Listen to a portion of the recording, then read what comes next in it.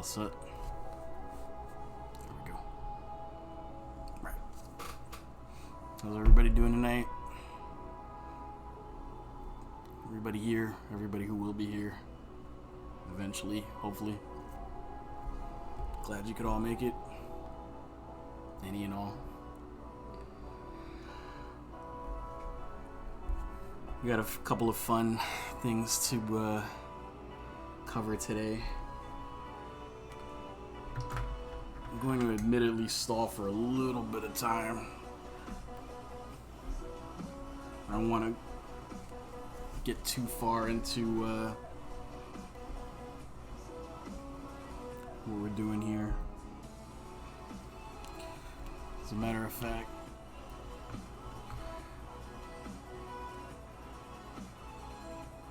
I'm going to go back into starting soon, but I'm here and we will be starting soon.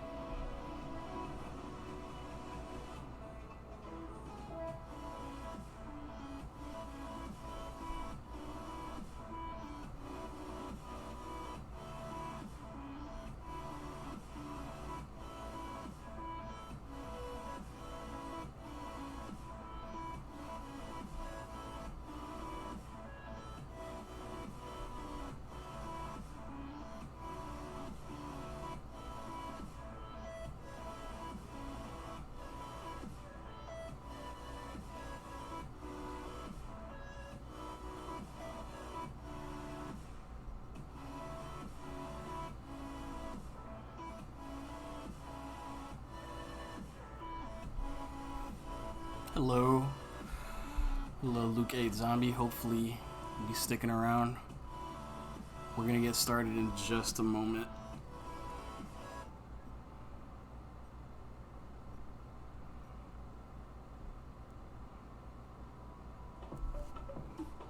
And hopefully you like what I'm about to do here.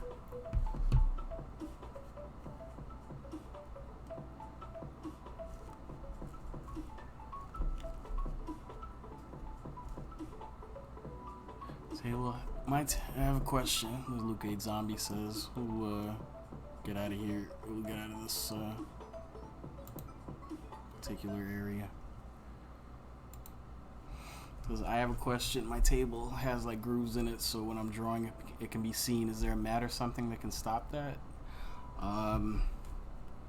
What I usually tend to do when something is like that happens is try to draw on some kind of thicker, more solid surface. If you're drawing on a single sheet of paper, whatever's underneath your drawing surface is going to come through. My suggestion would be to use to draw on a pad like this. It doesn't have to be strictly a drawing pad. You can have a single piece of drawing paper on a different kind of pad, on a notepad, on anything that's handy. You can get your own stack of papers together and draw on that. There are drawing mats. There are also like drawing mats that double as cutting mats. You can get them very small, probably about the size of the sketchbook. The sketchbook is about 5.5 by 8.5 inches. You can get them all kinds of sizes. You can draw on those as well as cut on them. You can also get thicker paper, which makes it less likely that the texture or the bumpy surface of whatever you're drawing on comes through. The sketchbook paper that I have here. Oh, that's a bad example because it's all covered with stickers. But let's get a different sketchbook. Let's see. You look for a heavier paper. So standard sketchbook size would be called 50-pound paper, which just means it's a bit thicker. The heavier the pound, the thicker the paper is going to be. The heavier, the thicker the consistency. So, hope that clears Hope that clears you up. Are those drawing mats worth it? Yeah, definitely. You could also get, I'll show you something that I got here. You could also get a drawing board. You can get like an actual like portable drawing board that basically is just a huge clipboard. This is what I use, and I'll get the face cam going so you can see. This is what I use when I need to draw something farther away, you know, when I need to be on the go and drawing. You can get something like this that has clips on the side, that has a handle on the top that you can move stuff around in, and you can draw on it. They come this size, and they come much smaller, so you can use, or you can use a regular old clipboard for writing. Just because it's intended for writing doesn't mean you can't use it for drawing. Sometimes being an artist means having to be a little bit resourceful. What I'm gonna draw, I threw it out on Twitter a little while ago, but this is my second Sketchbook Saturday of my Twitch channel, and I'm actually gonna do something Disney related today. And thank you, David98 EPK3. Thanks for the follow. I appreciate it. Hope you stick around. We're about to get started. And Luke 8 Zombie says, I'm new to drawing, so what is good equipment to get for beginners? If you're beginning, it depends on what kind of drawing you want to do. If you want to do very sketchbook centric stuff,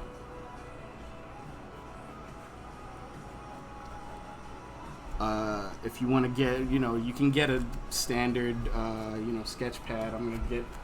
There's two different kinds that I have here. I've got this particular one. Most standard sketchbooks are 5.5 inches by 8.5 inches. This one's by Strathmore. This one's also by Strathmore. The paper's a little bit thinner actually than this one, but you can get sketchbooks that have a lot of pages in them that are all different kinds of sizes, and most sketchbook paper is good, but not so good that it's going to make the book much more expensive than you need it to be, especially if you're just starting out. Sketchbook like this shouldn't run you more than, anywhere between $5 and $10 each, and you get usually, about 60 to 100 pages in it. Very good, and I swear by them. This is my 6th sketchbook that I've used for Sketchbook Saturday. And you also asked, how much do you stream? Right now I'm trying to keep a schedule of Tuesday, Thursday, Saturday, and this week I'm also going to be streaming Sunday, which is tomorrow, and I'll be doing probably every other Sunday, so I'm going to try to keep that schedule as long as I can. If you follow me here and you follow me on Twitter and Instagram, I always try to let everybody know when I'm going live, what days I'm going live. I haven't had to cancel a stream yet, but then again, it's only been 2 weeks, so hopefully I can keep that streak alive.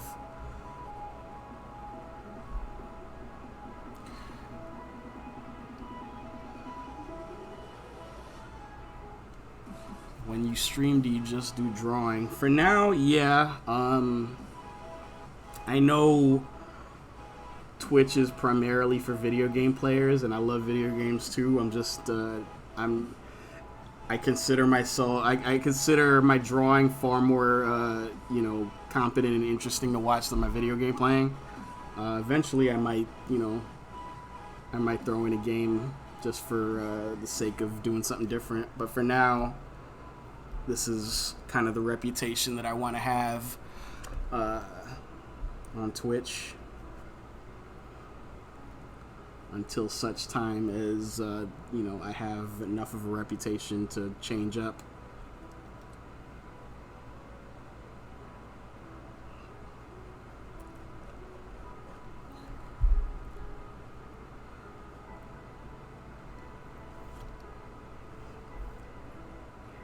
And this is gonna be light for now, but as a matter of fact, let me get the blue pencil. This may be a little bit hard to see.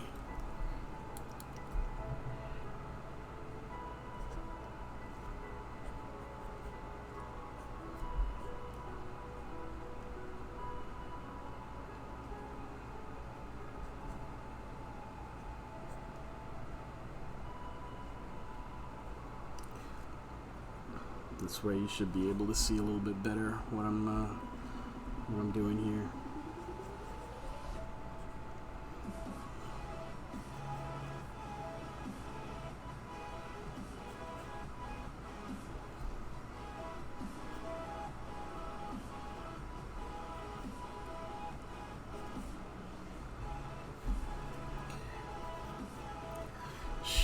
Should I use markers or coloring pencils for coloring Yu-Gi-Oh characters? You should use whatever.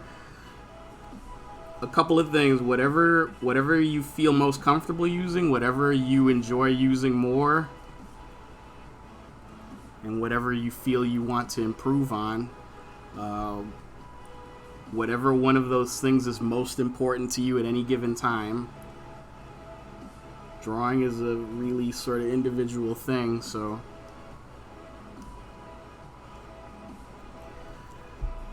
It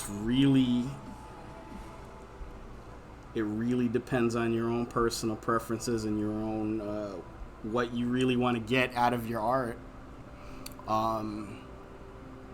If you want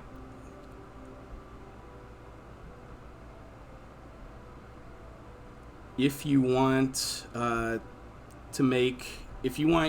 you're drawing to look more like the original characters or the original, in this case, if you're talking about Yu-Gi-Oh, if you want it to look like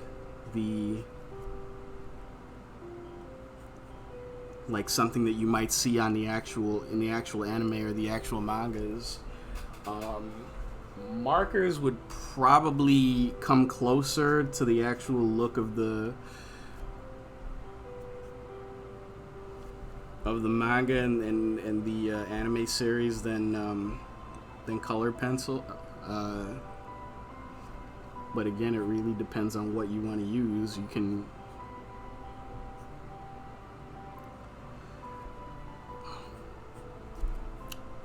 really, and if you like both of them, then yeah, you can ask. You can think to yourself, well, which one would I like to get better at? Which one am I not as good as I would like to be and would like to improve? Or which one would I like to try out new techniques or new styles? Which one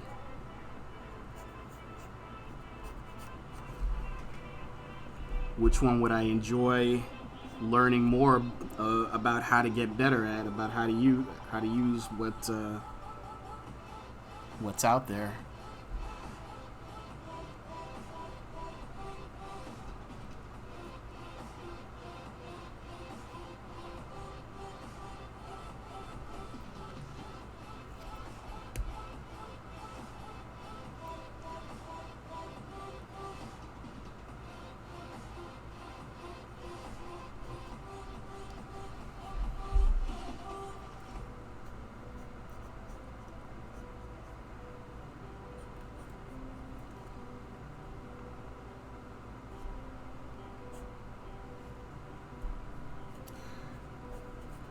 I'm actually gonna have to have this come out a little bit farther.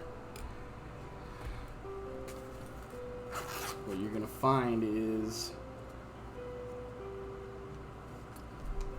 I make a little bit more mistakes. I make mistakes a little bit more often, I should say, than you might think is even healthy for any artist, but there's nothing wrong with that.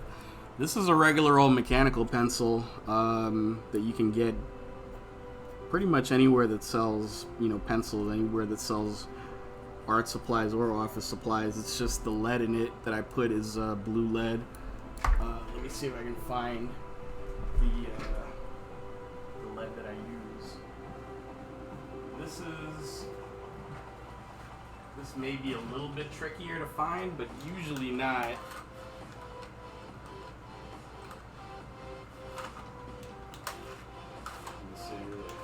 Here we go. Yeah, so this is the stuff that I've been using for a long time.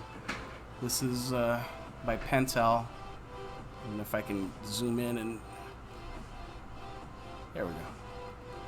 Pentel. I said focus.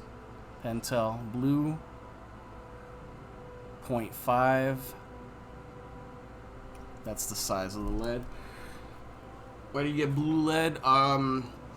Because a lot of my artwork is based in producing comic books.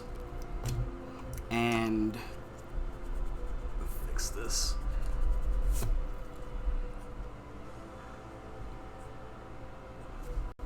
A lot of my work is comic book based, and traditionally you use what's called non-repro blue lead, which is actually a little bit closer to something like this. Let me see if I'm using the right. Yeah, here we go. It's a little bit closer to something like this, and it actually produces a line that's much lighter. And the reason why that happens, or the reason why we use that, is because when you have to go over it again in ink and then scan it through a scanner,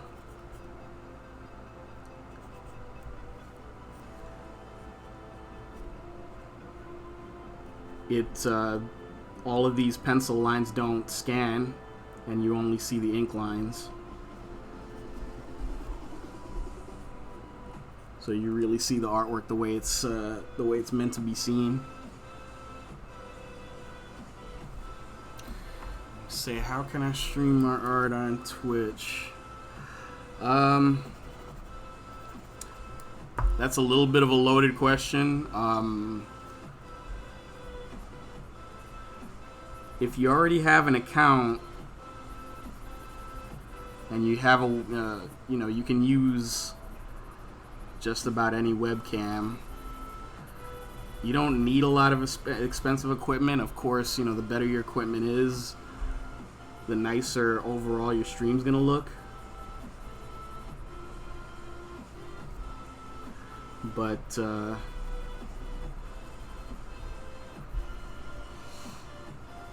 you can really stream whenever and however you want.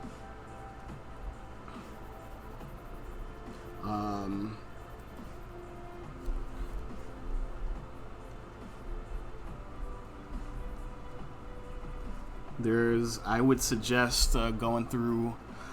Could I just use my phone? You could. It's up to you whether or not you want to. An issue with streaming tends to be picture quality, especially if you're streaming art. If your phone has a good enough camera, then go for it. If not, you might want to invest in a better webcam.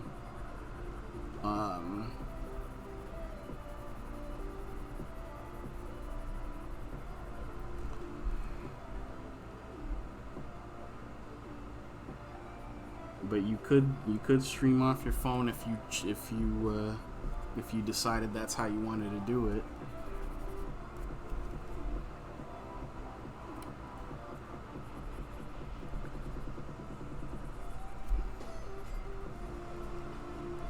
I would suggest, my best suggestion, and this is something that I certainly did. I've only been streaming on Twitch for about 2 weeks. I streamed on Instagram for a while before that, for about on and off for about 2 months before that. And Instagram, to stream you have to use your phone, and if your phone is good enough, then it's not really an issue. It's not a huge deal. And yeah, you got an iPhone 8. That's, if I remember correctly, that's got a pretty great camera. So it's worth a try. It's you certainly have a better camera to use for streaming than some people do.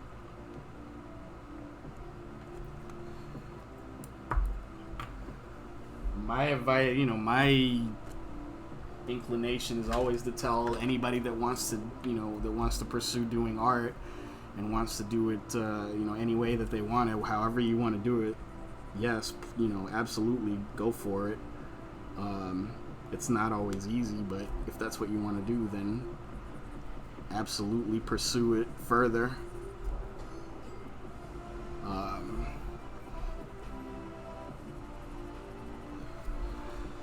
And depending on how serious you want to get about it, you'll get better over time.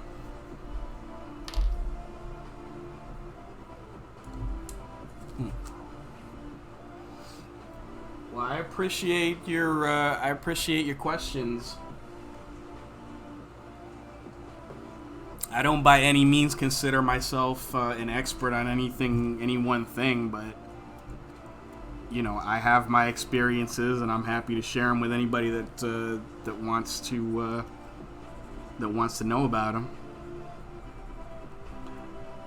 Especially anybody that wants to get into creating art. You ask anybody that knows me, that's my thing. I want everybody to make art. I want everybody to draw and paint and do all of that stuff. I'm ecstatic whenever anybody tells me they want to learn how to draw or they want to get better at drawing anything, any style, any whatever. Okay, so we've got our figure already, and see, this page is just not behaving. It's curling a little bit. So I'm gonna run and grab something that will prevent that from happening, and I will be back probably in less than 1 minute, so don't go anywhere.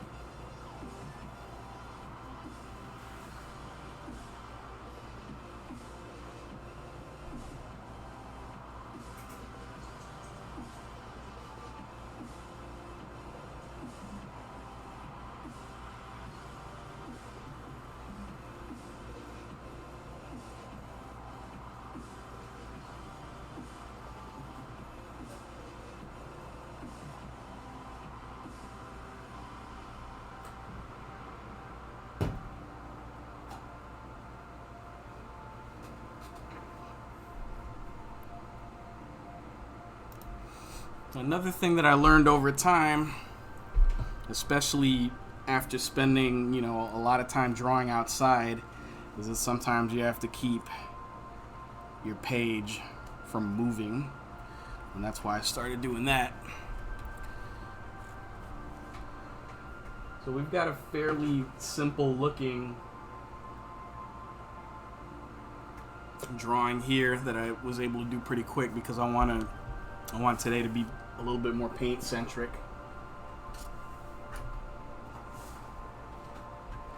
If anyone's ever seen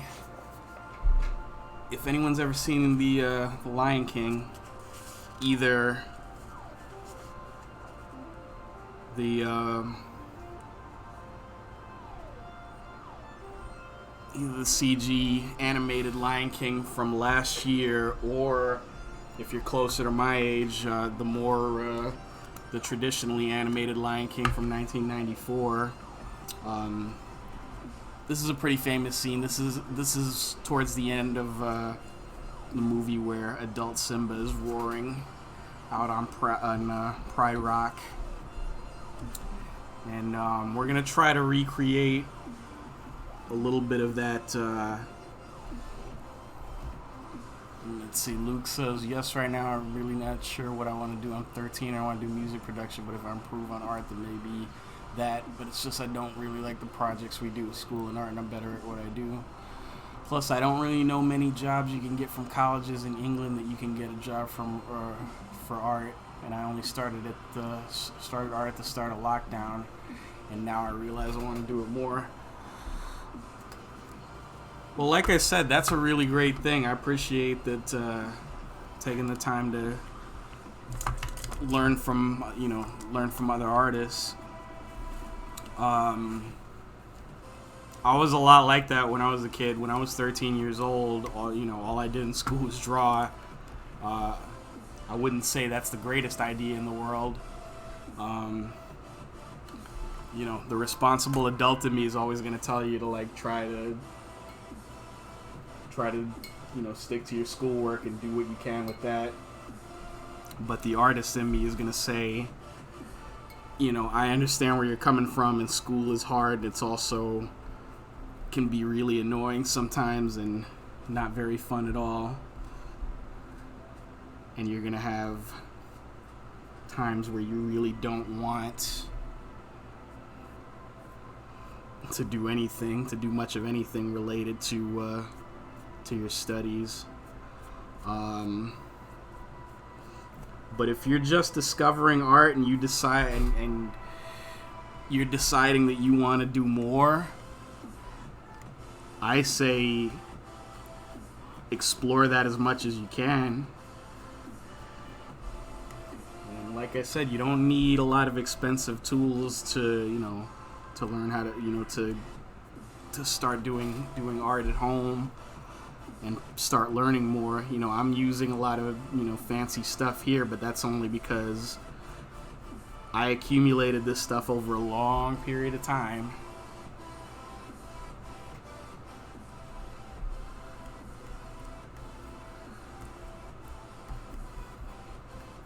When I started out, I started out drawing when I was 6 years old.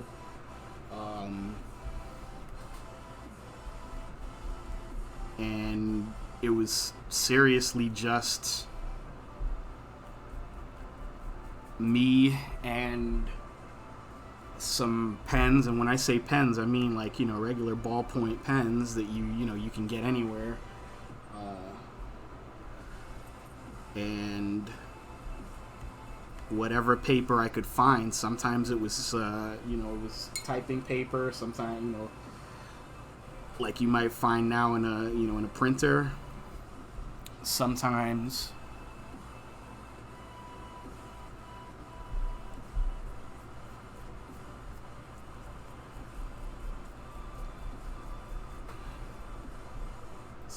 it was regular, notebook paper, lined notebook paper that I, probably should have been saving to use at school. But once again, you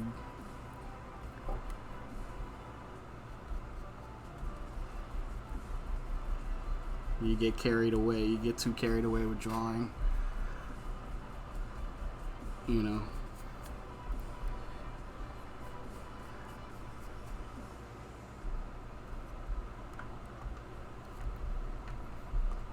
Read if you like. I can make you some music to play in the background of streams for free. I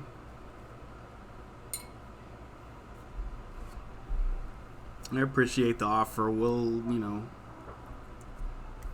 if there comes a time that I need something like that, maybe I'll, we'll see what happens. For now, I'm good with the music you're hearing in the background right now. And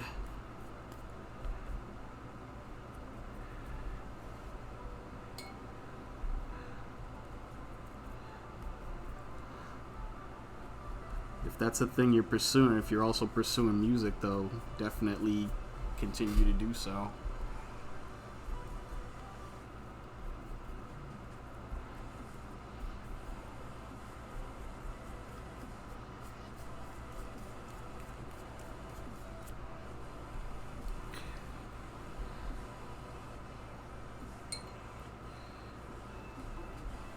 So what we got here,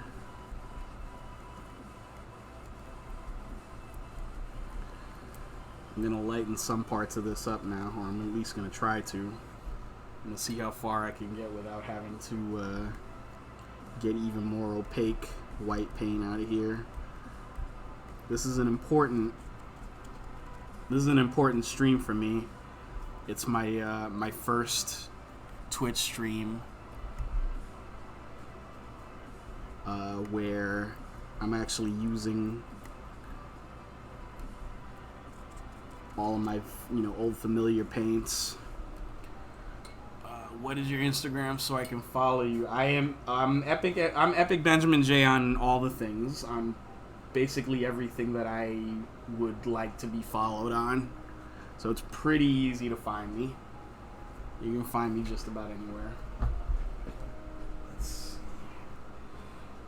I think I may have to dig into a bag of tricks already. Because I want to lighten up some of the paint we've got on the page already.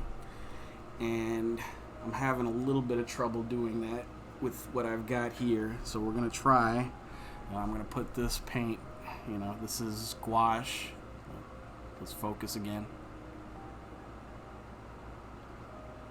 Come on. There we go. This is gouache. This is Chinese weight. I'm going to use a little bit of that. Just a little bit.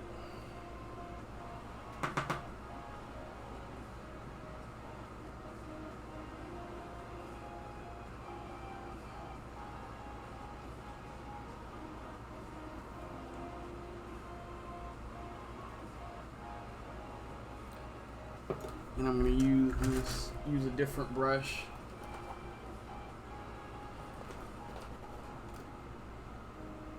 I'm going to use another one of my favorite types of brushes. My water brush. I'm going to show you a little bit of what I'm doing over here. Just taking this white paint, wetting it up a little bit. And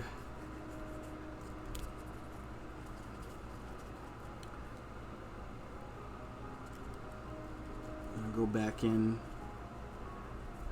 and sort of blend these colors together, and these should look, or these should at least attempt to look more like clouds.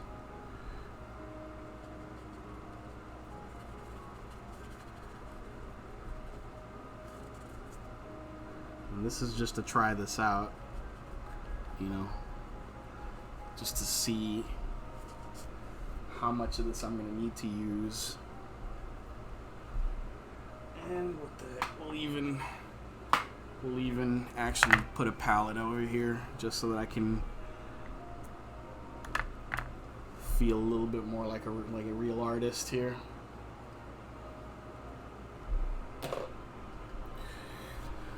We got gouache, which is opaque watercolor, which means it's solid, and you can add water to it to make it less solid and to make it more liquid. But since it's opaque, it means it's still not transparent. It means you still can't quite see through it. And that's important for what we're doing next.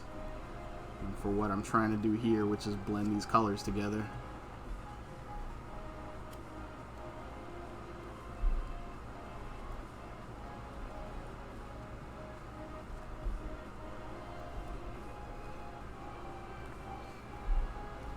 You just followed. I appreciate it. Thank you very much for the follow. And yeah, like I said, I'm Epic Benjamin J and all the things. You can follow here on Twitch. You can follow me on Instagram. You can follow me on Twitter as well. And I post everything I do here. I post in appreciate all the support. And I especially appreciate your willingness to learn.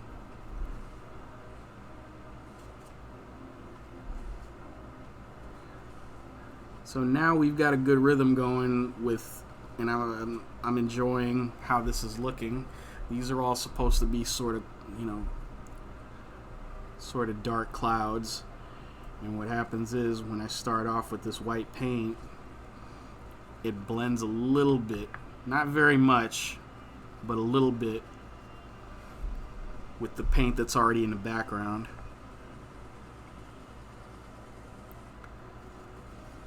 That plus the fact that it's still pretty wet makes it look darker than it really is. It makes it look like it's not quite pure white paint, which is actually what I want. I want it to look slightly less white than it is.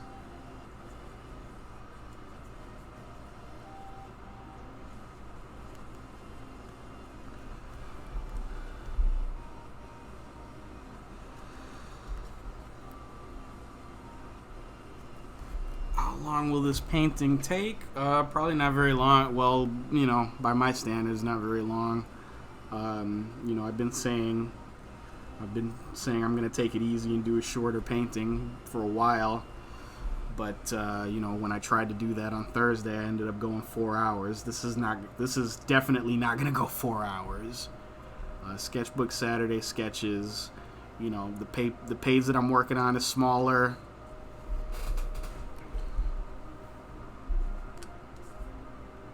And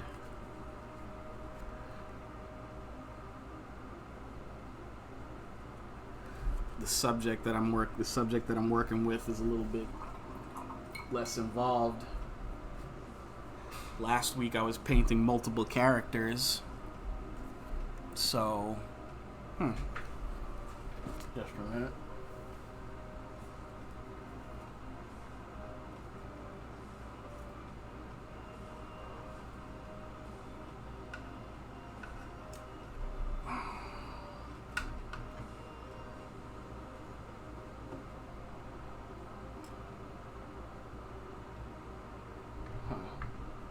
Okay. Sorry about that. Was adjusting. I just realized that the cord on my camera was kind of getting bumped by my lamp, which is on my desk. So every time I did something on my desk, the camera would shake, and I don't like that. So try to avoid it. It's bad enough having the table shake on camera, but having the table and the camera shaking at the same time. Should I get some blue lead? Because I might also start comic book kind of stuff like you. You can. It's not mandatory. I would suggest if you're going to do comic book stuff, if you're going to do stuff in pencil, I would suggest it depends mostly or largely when you're starting out. It depends on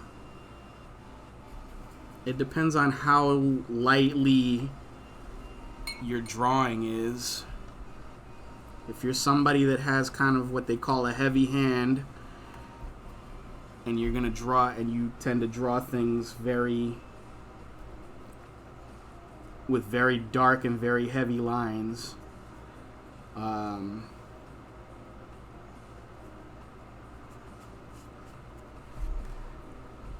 you might find that the blue lead is gonna have you might have a problem with the blue lead, because blue lead is kind of hard to erase. It's not really meant so much for for erasing. I inspired you. Thank you so much. You're welcome. I'm glad you stopped by, and I'm glad I could give you some words of advice for whatever it's worth. But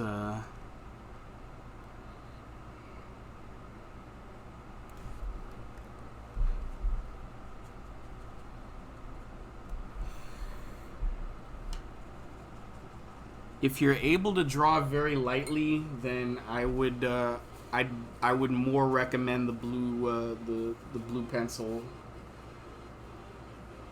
If you want to experiment with it and see how you like it, you can. If you're somebody who does a lot of erasing, it might be frustrating for you. It's just a just a friendly warning for that on in terms of that.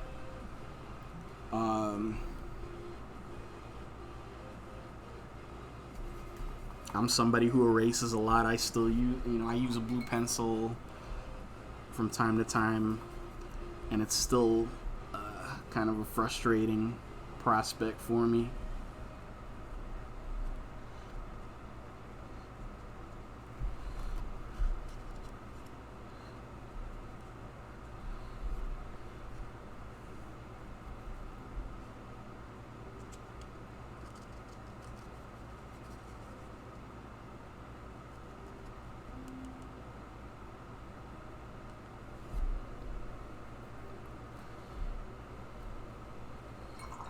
Yeah, without meaning it, I don't have the lightest hand.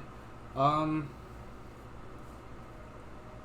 maybe like I said, it might be interesting to experiment a little bit with the blue pencil and see how you like it. And you can get not even in a mechanical pencil form. You can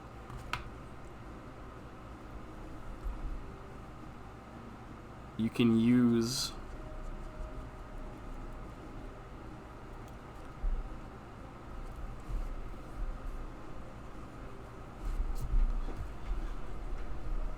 if you go to a store that sells art supplies, the blue pencils would actually be under like drafting pencil. They're not like sort of typical colored pencils that you'd find in a box of different colored pencils. The type of lead that it uses is a little bit different.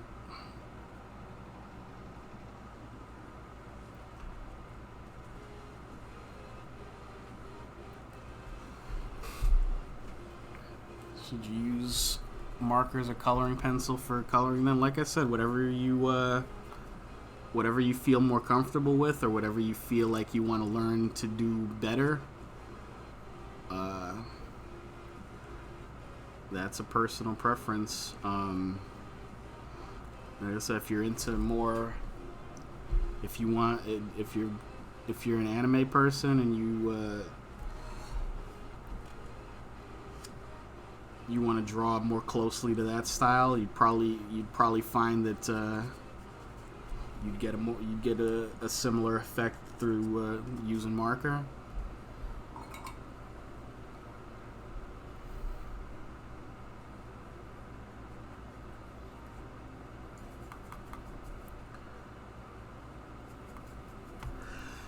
The other thing about this right here is that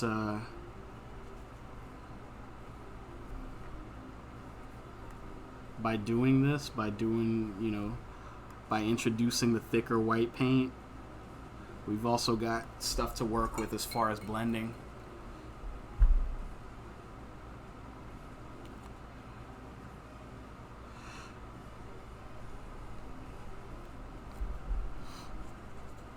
And he said, Luke says, don't you want to use watercolor paper so it doesn't have those weird feeling bumps on the paper when it dries? Yes. More often than not, yes. More often than not, I would do this on watercolor paper. Sketchbook Saturday sketches are a special exception just for me. And, I do everything in the same sketchbook on, every Saturday, whether I'm drawing or painting or doing it in marker.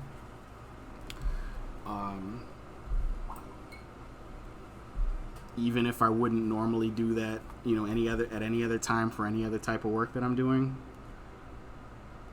This is just my personal thing. Unless you have a really good reason of your own for not doing so, watercolor is always going to look best on watercolor paper. The thing with the bumps that you see, I can see on my monitor. It probably looks more exaggerated than it actually is, and I know for sure it's gonna look less.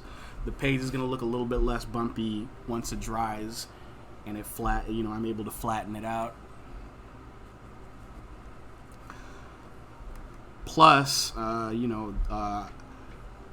this is only the background that I'm doing right now. It's going to be a little bit clearer to see what I'm doing momentarily when I start coloring Simba here in the foreground. Right now I'm just kind of having fun blending colors, blending textures, watching some cool things happen on the page, being able to kind of blend colors a little bit more easily than I have previously. Like I said, donate to you, but I don't have any money. That is perfectly okay, because I am perfectly happy and very appreciative that you're donating your time right now. That is also a very valuable thing that I appreciate. There are hundreds and hundreds and hundreds of thousands of Twitch streamers, many of whom are streaming right now, many of whom are far more gifted at what they do than I may possibly be at what I do. And you're still here and you're still watching, and I appreciate that very much. And I'm gonna do my best to make this worth the time that you have donated.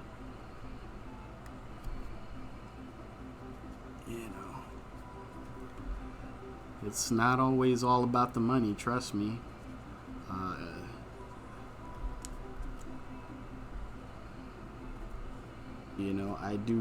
I do what I do first and foremost because I enjoy it and because it's something that I've always loved doing.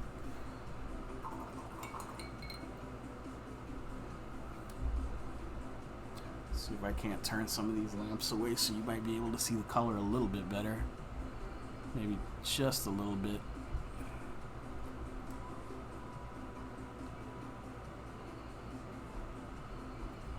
I do that and then I run the risk of bumping the table again. This is a very good argument for using watercolor paper as much as possible. You are correct. But I came prepared. This is what I enjoy. This is a fun thing that I tend to like doing from time to time. I'm going to mute the sound in just a minute because nobody needs to actually hear this.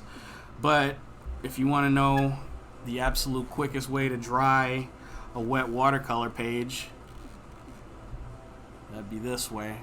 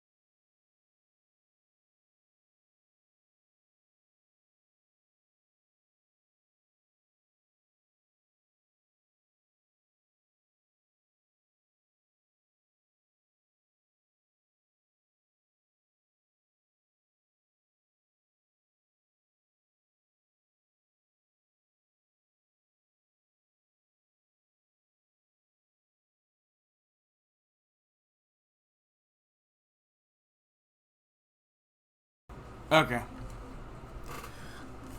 That was a brief aside.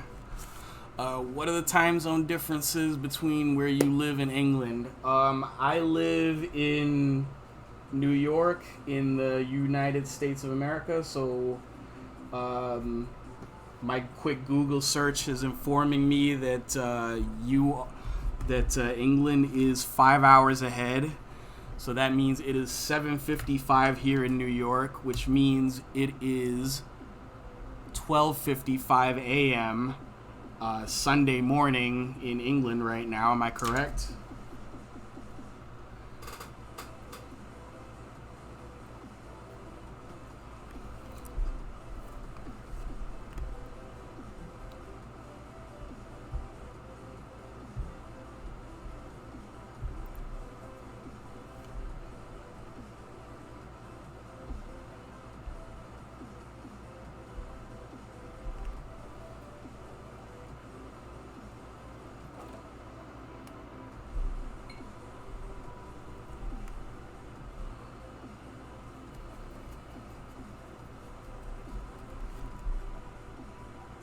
We're going to come back here.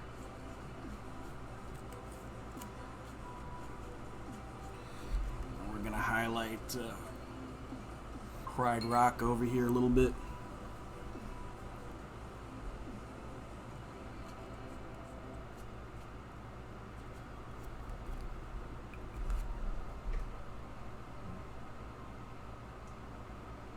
Have I ever used watercolor pencils?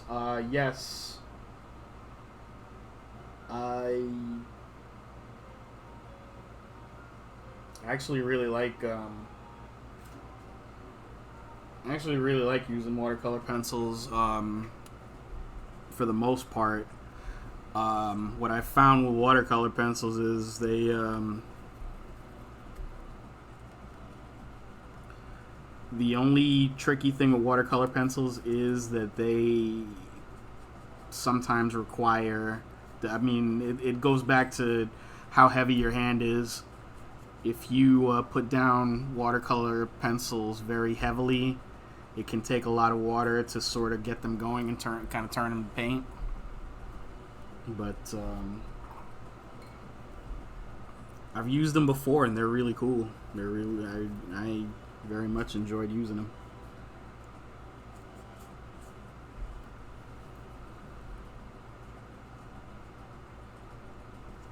So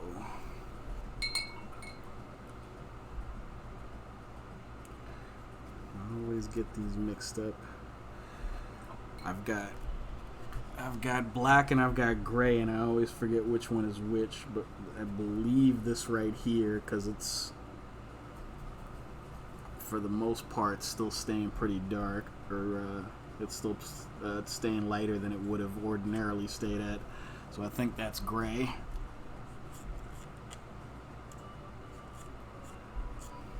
Which I will use over here.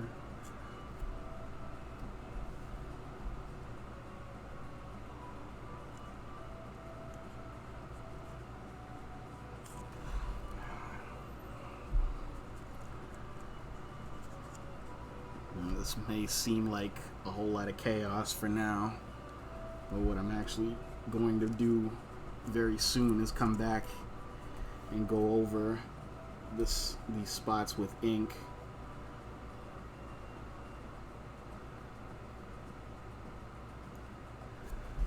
To give some true highlights. And the true shadow, the real shadows that I'm going to use are going to be in black. Now comes the tricky part, I think. I have to come up with a color that's very close to Simba over here's actual coloring, but is also affected by the light in this scene. So that means I have to not only make him look the color that he's supposed to look, but how that color would look under a rainy and cloudy sky. I'm going to attempt to do that with some no, that's black. I'm going to attempt to do that with some of this gray.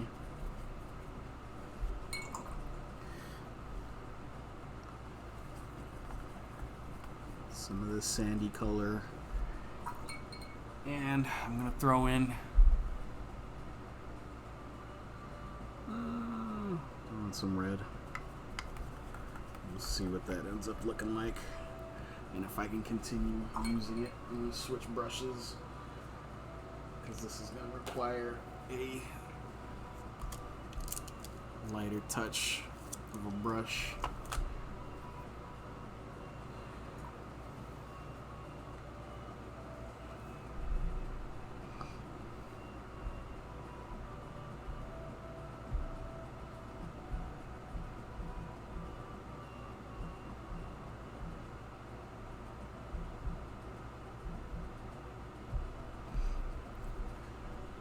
Faber-Castell mechanical pencil.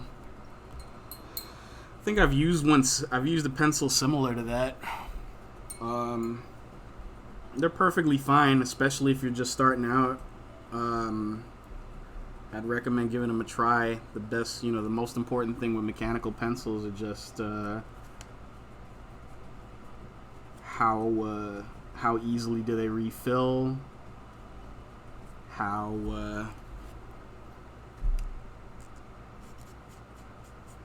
much lead can they hold at once, so you're not having to refill them constantly. How do they hold up? How do they feel in your hand? It's a very individual thing, so I can tell you which pencils I prefer. But when it comes to knowing pencil, knowing what's a good pencil, my recommendation is to you're gonna have to try them yourself to really know that for sure.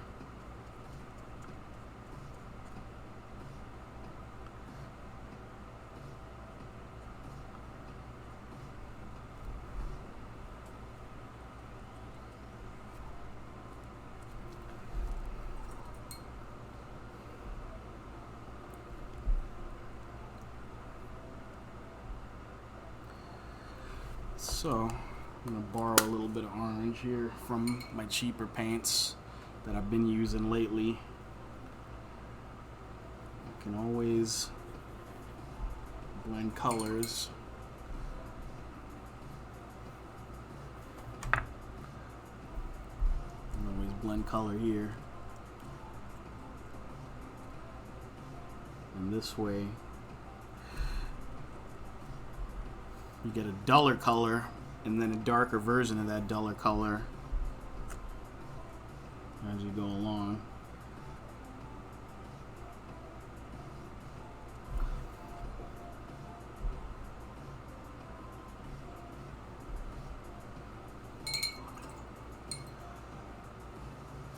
Would plastic ones be good? Because I found a pack of 6 for that would be £1.60.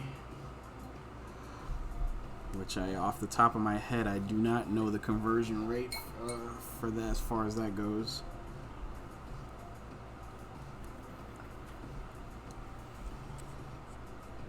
Again, my recommendation is if you find that to personally be an inexpensive purchase to experiment with and to try,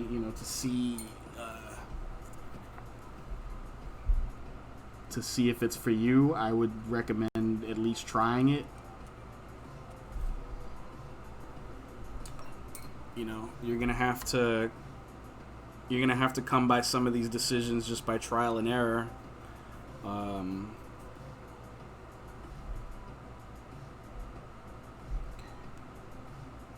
Otherwise, you're eventually, it's just gonna have to come down to what your personal preference is.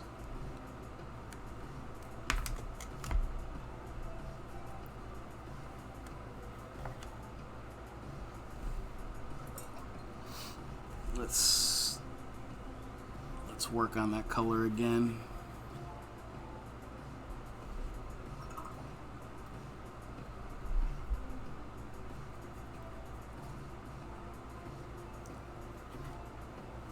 Not a whole lot of brown left in this palette, so let's try a bit of cheaper brown.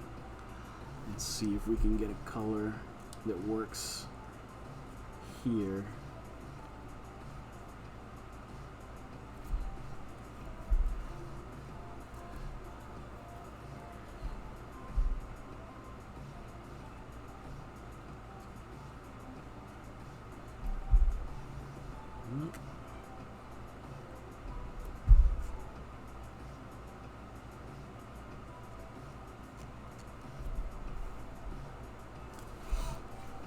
Some sketching pencils, but mechanical ones. They're basically always sharp. Yeah, that's why I use them. It's one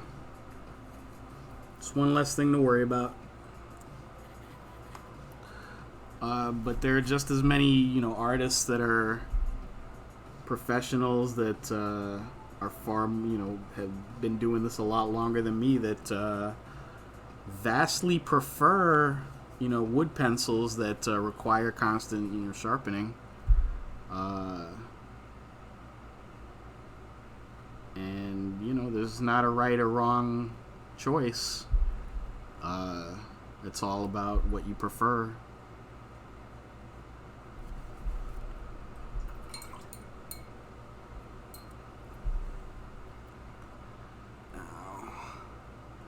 I'm going to get in here and actually dilute some of this color and try to get a lighter yellowish color going. A lighter opaque yellowish color.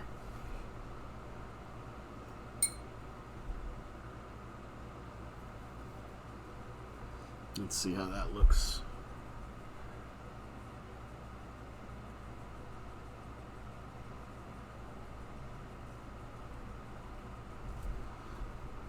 Yeah, that could work. Work quite nicely, actually. Might actually also work right here. Then, after that's dried a little bit, we'll come back and lighten it up.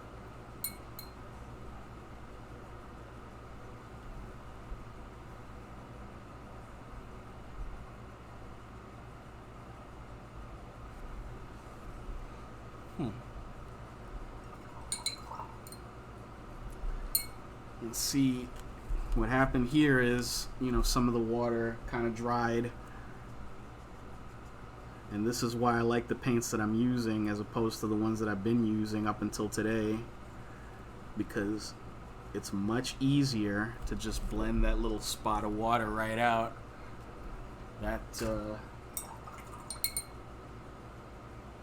lot more preferable to how I was doing it before, which was just agonizing with the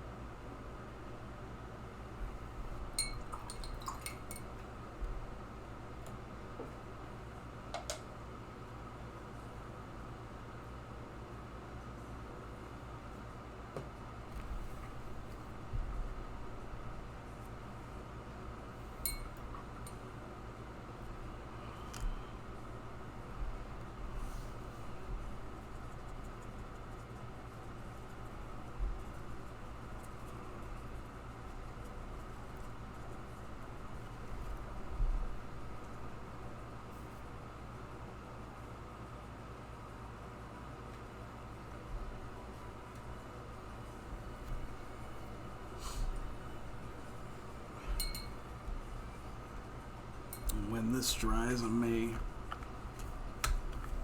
throw a super thin layer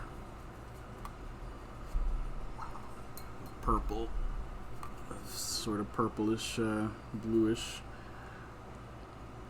color that I've been flirting with against it. I don't want to compete too much with it. I just want it to kind of float on top. To once again kind of darken the color up and give it a shade of the background color. Give it I should say a tint of the background color.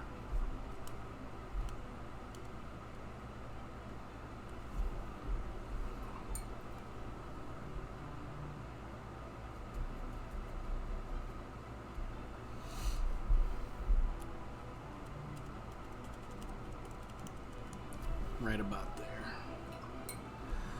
That way it won't just look like it's floating independently of the background, it'll look like it's actually part of the background that it's against. And I should be able to continue to blend that later once it's dried a little bit more. I don't want to do it now because then it's going to make it too muddy, and I don't want that either.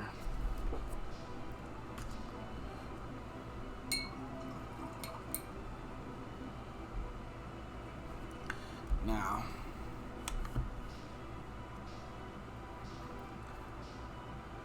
I'll take this color that we created back here, and that should go quite nicely. Now that it's got that nice opaque white, it should go very nicely right over here.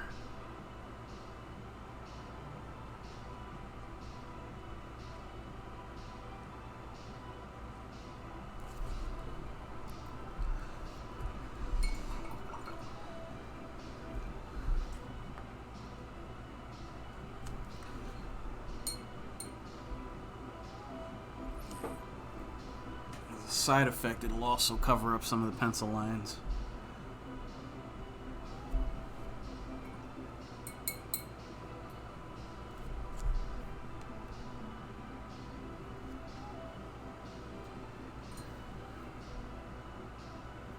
And even here,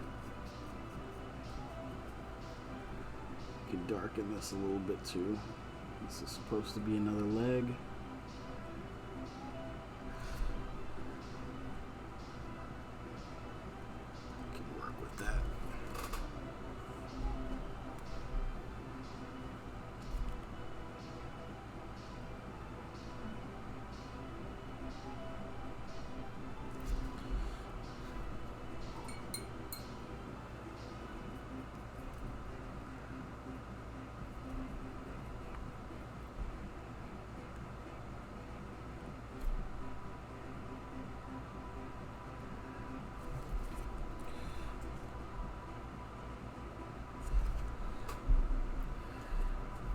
That up.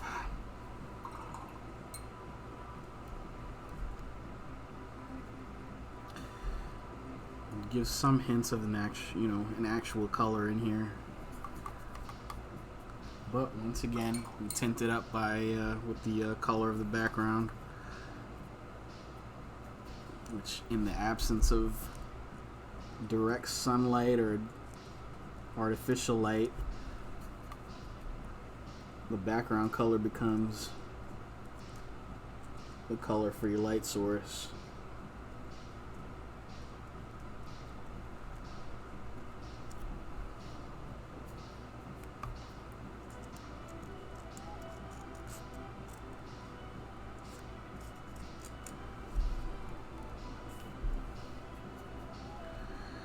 Try to get the last bit of it before it's all gone. I get it. I don't know.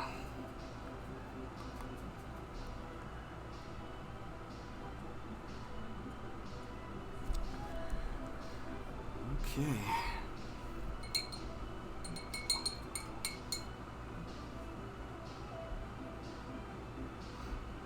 And I think in some spots we'll probably go even darker with the background. I mean, right now I'm letting the foreground character here dry up a little bit.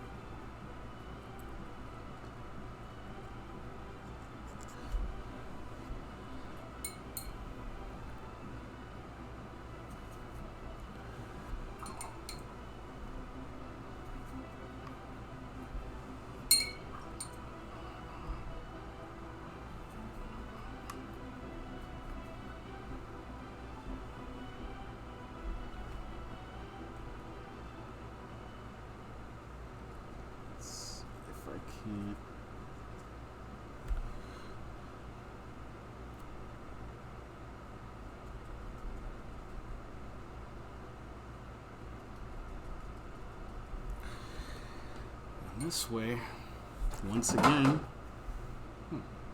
something fell. This way, once again, we're putting color down that we can blend later.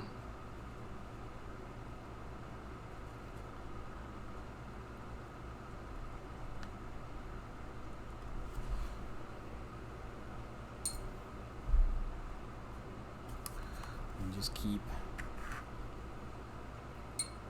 going with the color.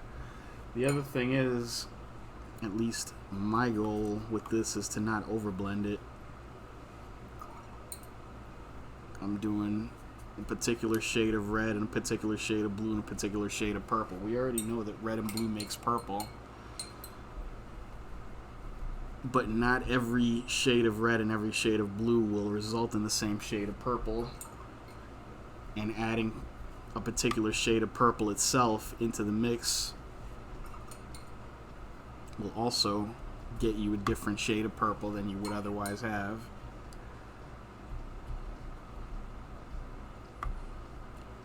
I'm trying to get it to get blended, but not quite fully.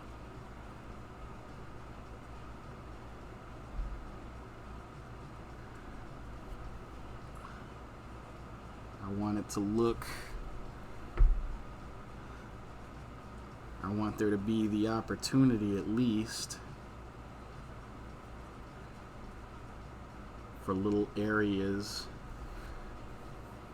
where it might be more blue than purple and red, or more red than blue and purple, and everything in between.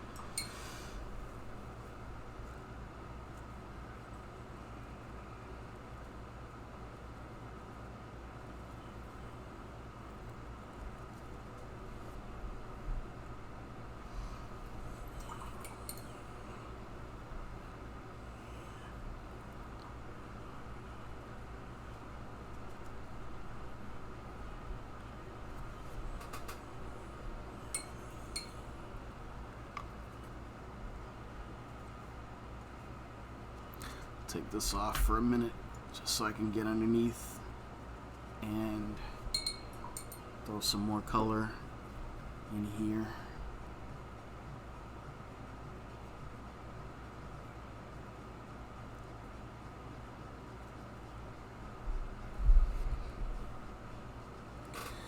And once again, I'm gonna let that dry a little bit.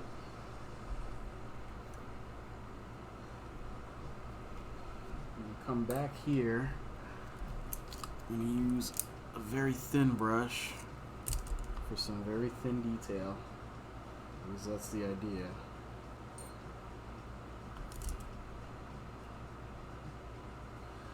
Once again, just like I got my good paints finally, I also got my good brushes finally. Let's see what we can do with that.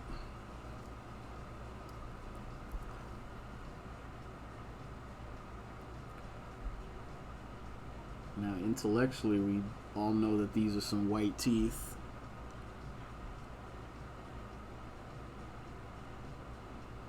But they would also be affected by the color in the background ever so slightly. And that's what I'm trying to do here. There's a difference between what we know a certain color to be and what color our eye perceives it as. Depending on how the light affects it. And dry again. Put this back over here. I got all my good brushes are right here. I posted on all the social medias earlier that I got my old friends back. We'll talk more about that in just a minute. Muting temporarily.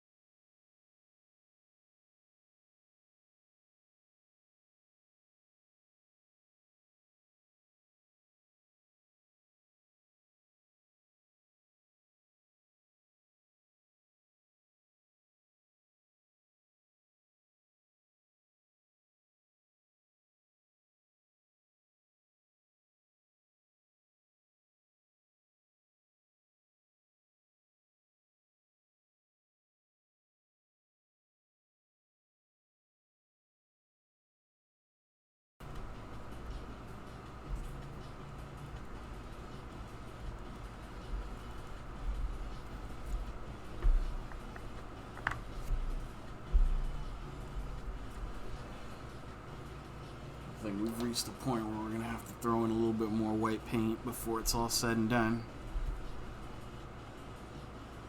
I wasn't expecting to have to do that, but that's okay. That's what it's here for. That's what I've been waiting for, really.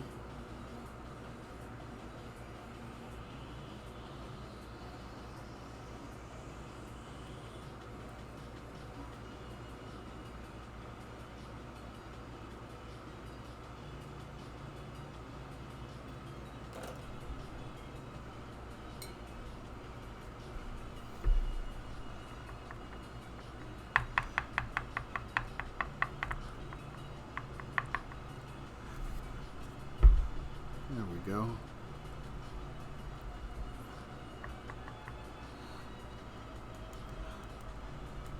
It's going to take a lot of white paint to really get the effect, the sort of cloudy effect that I'm looking for, since I've decided to sort of dilute it so much.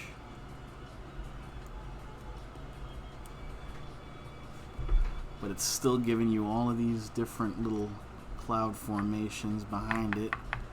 Some of that is intentional, and some of that is just a product and a combination of the paint and the brush. Different, I mean, that's sort of an inane thing to say without elaborating. Because literally everything you paint is a combination of the paint and the brush. That's kind of ridiculous, but what I'm getting at is it's a byproduct of the effects that the singular, particular brush and this combination of paints can produce. Now, I got a different water brush. Let's see. This one is pretty dry, but what it is, it's a flat brush. It's very wide on one end and very narrow on the other. And that might be what I'm looking for to go back and blend these areas here.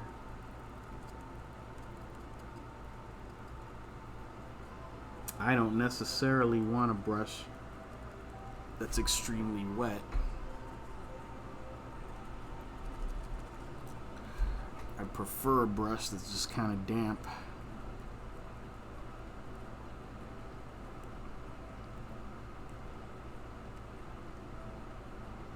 These little background areas blend together a lot better that way. Too much water and your paint starts running all over the place.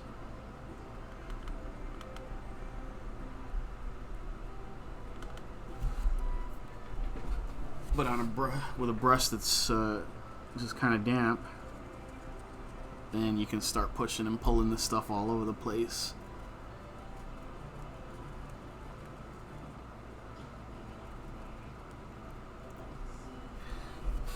And sort of moving it into shapes that you want.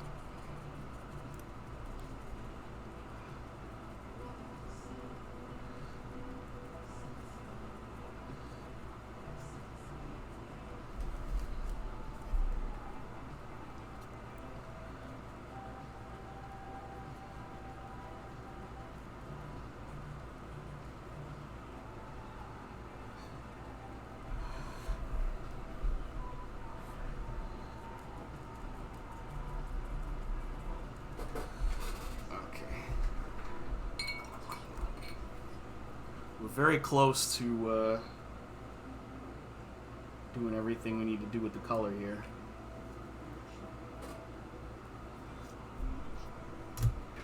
We're going to dry it, hopefully one last time, but that's never a guarantee. Then, I'm actually going to clip it on this side this time. Then we're going to see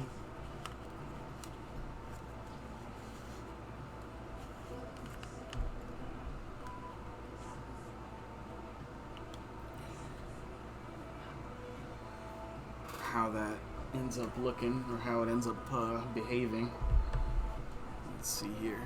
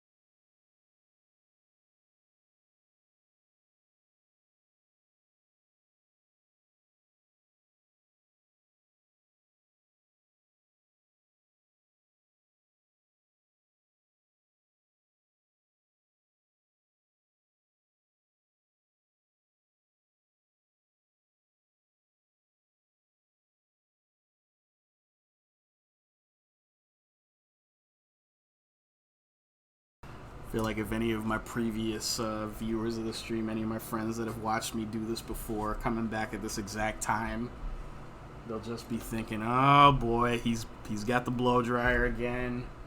Here we go again." But it works. I have to mute the stream because I don't want to bother anybody's ears, but it really works, especially if you're an impatient artist like me.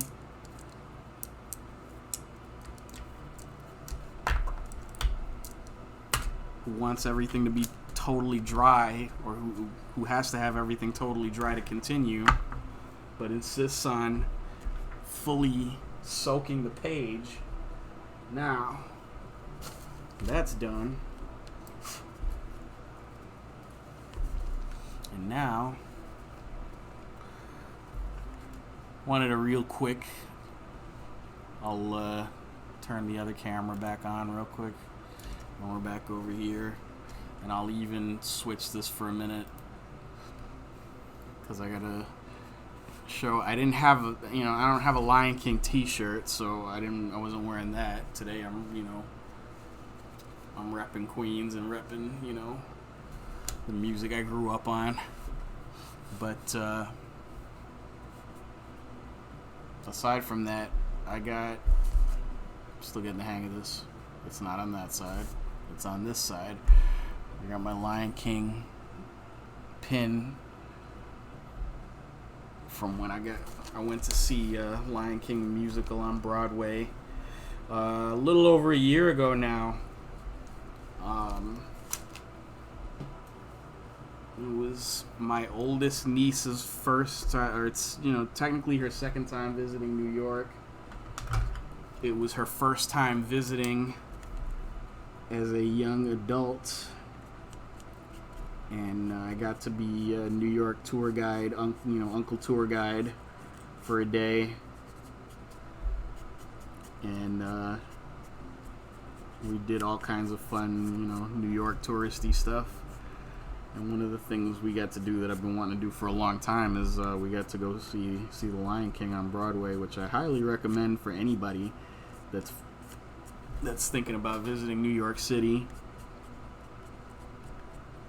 I've seen 2 major Broadway plays, a couple of off-Broadway ones here and there, but 2 major Broadway plays, Wicked and Lion King, and I have not regretted either decision. They're both some of the most spectacular bits of theater of their kind that you'll ever have the pleasure of seeing. If you're a kid, if you're an adult, if you grew up on the animated movie or not, even if you like the the CG version from the remake from last year.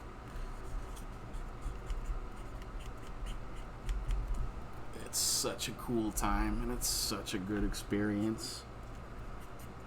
If you have a chance, I highly recommend it. And it was also a great time that I spent with my niece, who was one of my favorite people in the world, and she enjoyed it too.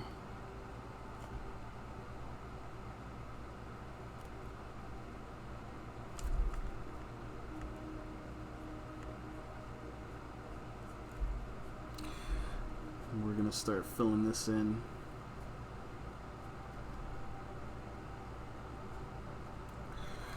This part in. You got a little hint of the edge of this cliff, you know, this part of Pride Rock. As we go closer into the shadow of Simba, those sort of edge highlights disappear because the shadow is more pronounced. Where other things cast a shadow on it, there's less opportunity for light. And Lindsay's here, and hello, and I didn't see you come in because I don't get any alert when somebody comes into the stream. That's why I didn't say hello. But hello.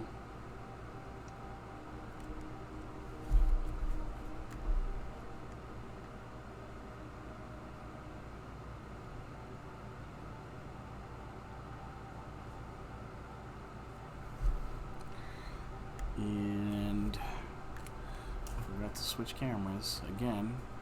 I really need to stay on top of that.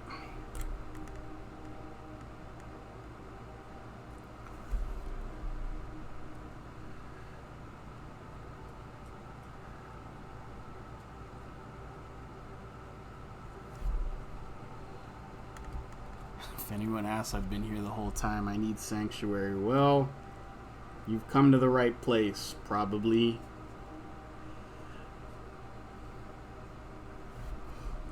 And this is as good a time as ever to once again plug Simpsons Sunday, which will be happening here on this stream, on this channel tomorrow at a slightly earlier time at 6 p.m. Eastern. And we're going to be doing some specific art from my favoriteest show in the entire history of favorite shows, The Simpsons. And my very good friend, Lindsay, aka Pagan Lovebug, also loves that show. It's how we became friends. And I'm going to be doing some Simpsons themed artwork tomorrow. I'm also finally gonna have an excuse. I don't know, if you don't do Spider Pig, I'm gonna hit someone. That's not a guarantee, so don't get upset with me if it doesn't happen. I'm just saying.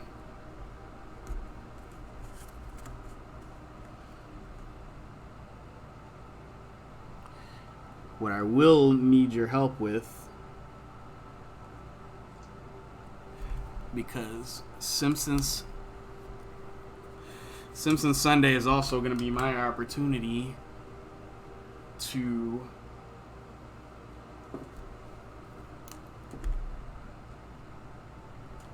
finally start wearing my Simpsons t-shirts again.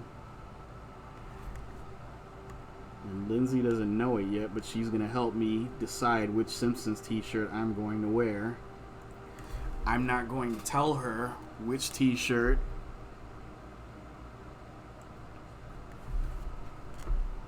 But what I'm going to do is I'm going to give a list of Simpsons episodes that are in some way, not necessarily directly, but in some way related. Some ways more obvious than others.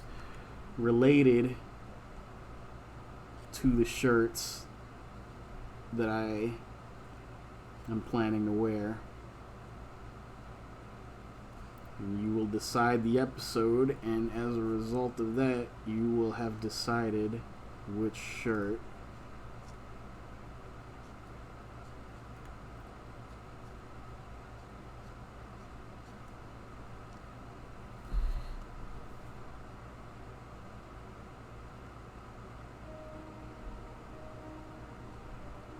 I got a lot of Simpsons t-shirts. I'm going to give you the list in just a minute.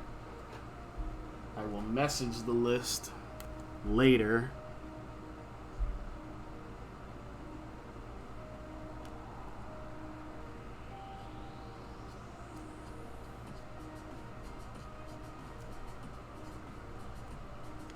Right now I'm just making highlights here and seeing, the colors that need tightening up momentarily. I will do probably a marker.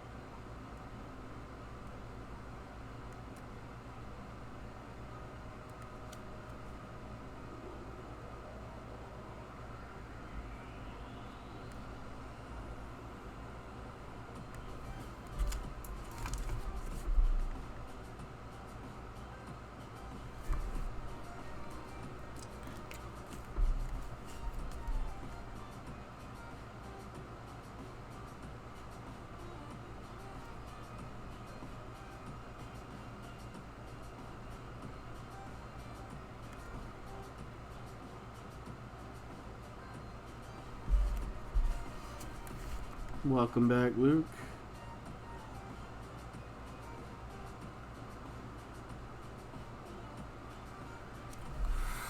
We're getting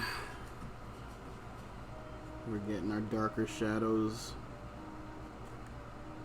drawn in.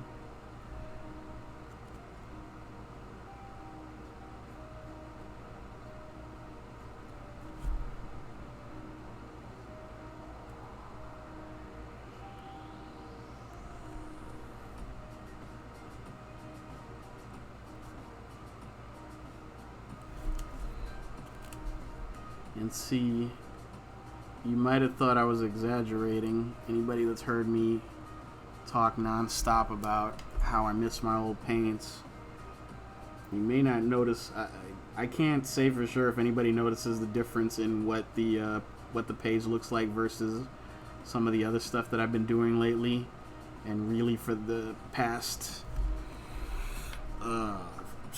6 or 7 months. But I definitely noticed the difference immediately.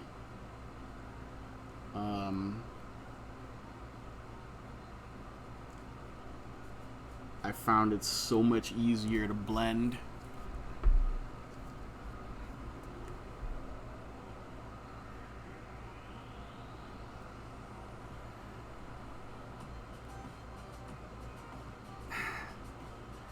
Luke says one of the reasons I'm called Luke is because my dad wanted to say, Luke, I am your father, like Darth Vader. So you guys didn't realize this, but you're both giving a personal family story at the same time that I am enjoying both, and I'm enjoying both very much.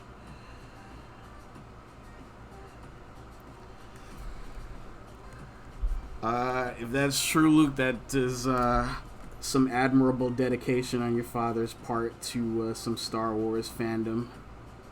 And I have no choice but to stand.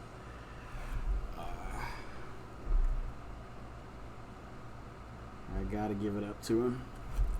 And then Lindsay says, "Seeing Lion King in theaters with my grandma was my last my last memory of happy times with her. My favorite person." And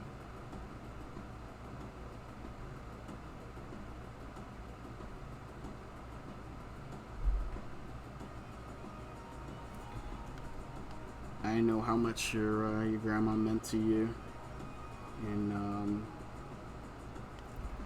I hope you like this. I hope you like. I hope you end up liking this bit of artwork I'm working on. I don't think you saw a little.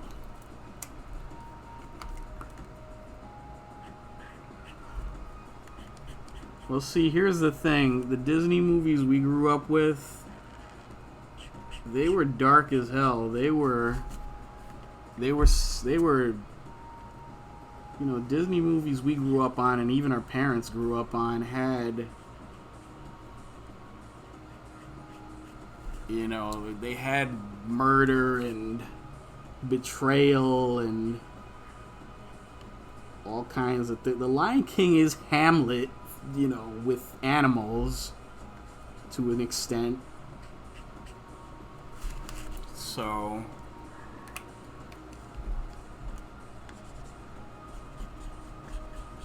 I'm sure there'll be plenty of both Disney and Shakespeare experts that'll show up to poke holes in that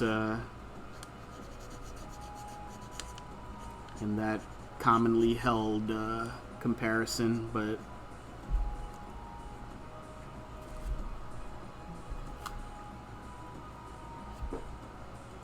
I've always thought so.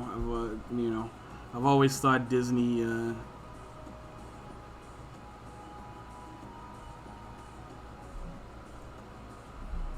I've always thought like Disney, Disney animated movies were a lot darker than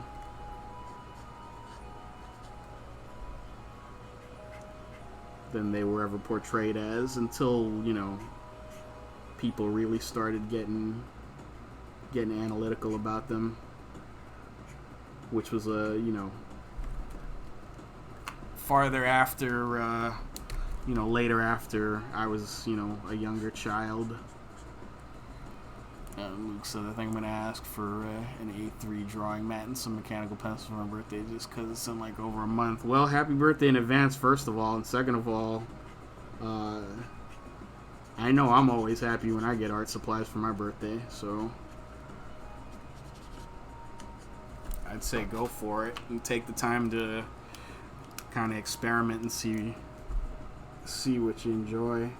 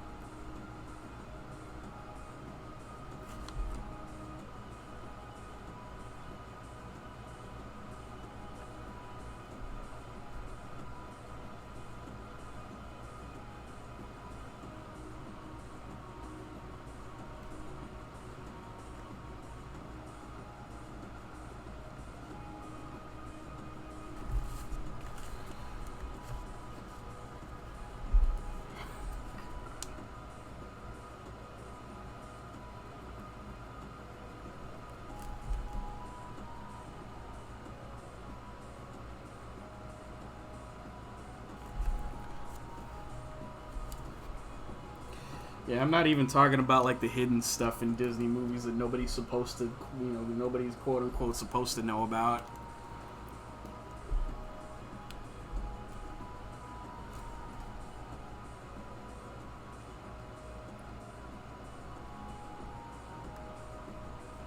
I'm talking about like,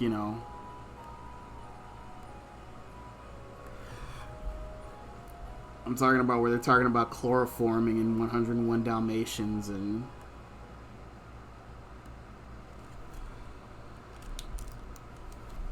that sort of thing.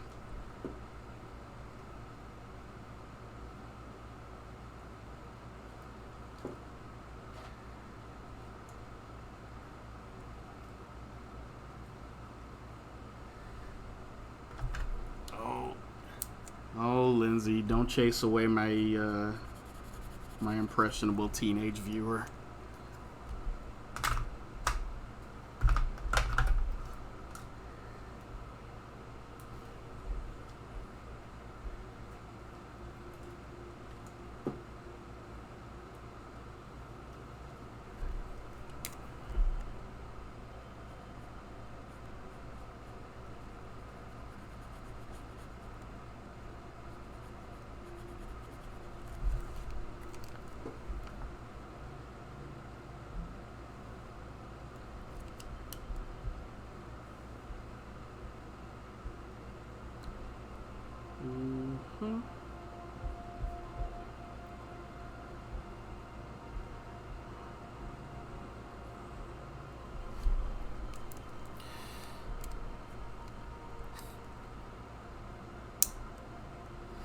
And Luke says, should I get one of those racks for putting pencils in? I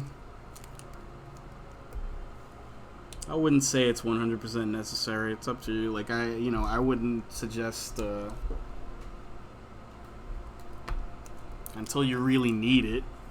I wouldn't say it's necessary until you have enough pencils that you would need someplace to organize them. I'd say get your supplies first. Then you can worry more about storage.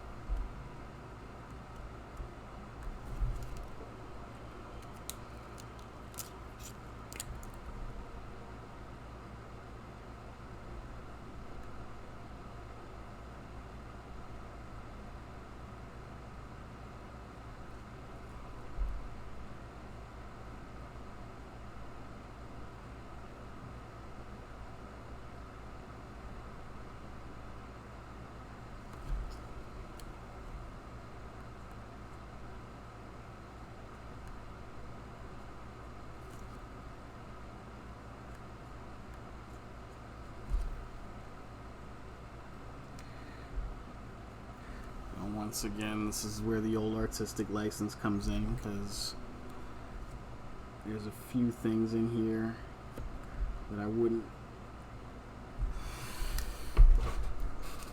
kind of get, that are going to kind of separate this particular sketch from the actual scene in the movie. And I'm hoping, not the least of which is my love of all things, shadowy and over blackened.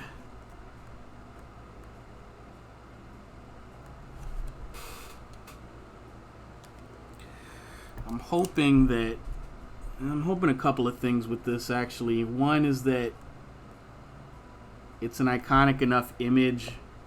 People know this particular scene in the movie well enough to be able to recognize it right away without having too many clues otherwise, other than just, seeing it and recognizing it.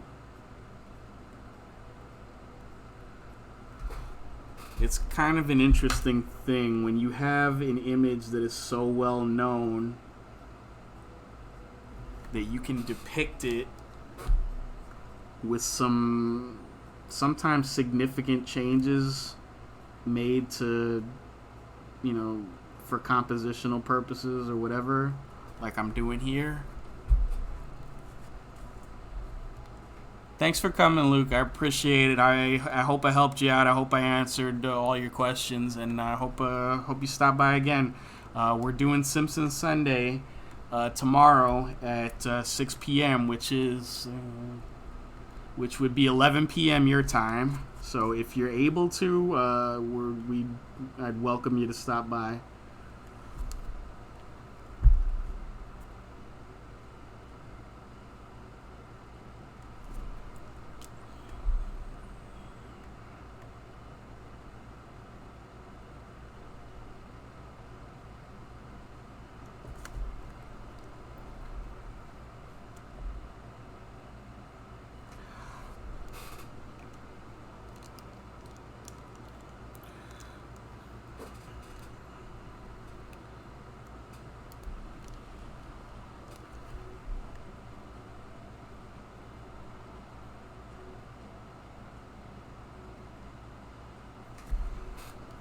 So like I was saying, actually this would probably be the best time for me to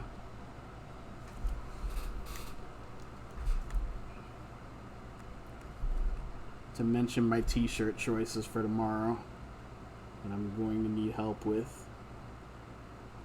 And no, I'm not showing you any of them because that defeats the whole purpose.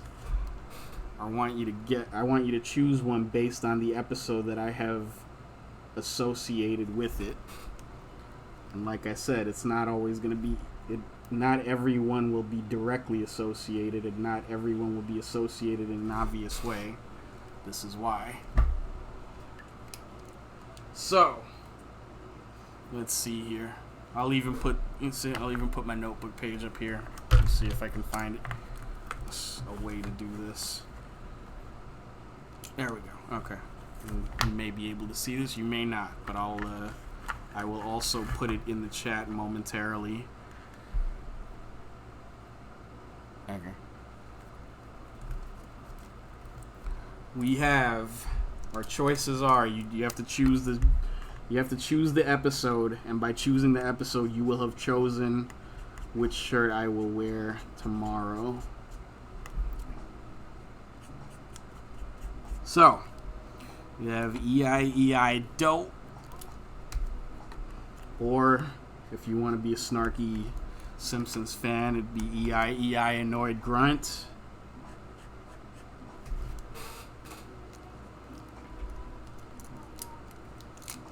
We have Mr. Plow. That name again is Mr. Plow.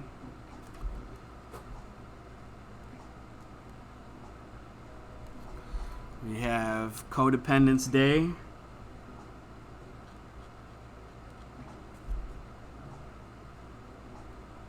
Which it should be mentioned is my least favorite episode of all time of The Simpsons, but that doesn't necessarily mean that it's not tangentially related to a shirt that I like.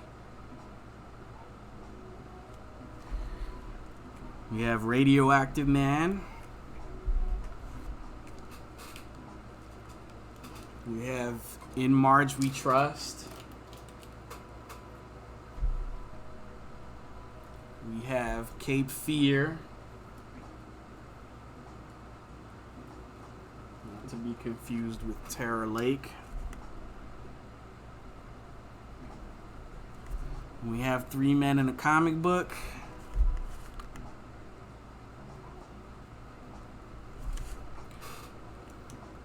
I should add at least one more, because I think I'm forgetting at least one.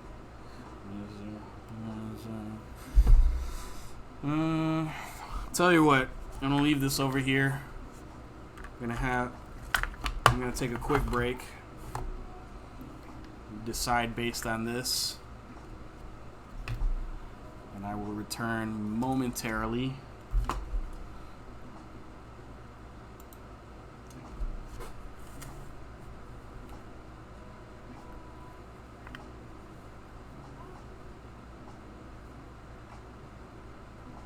There we go.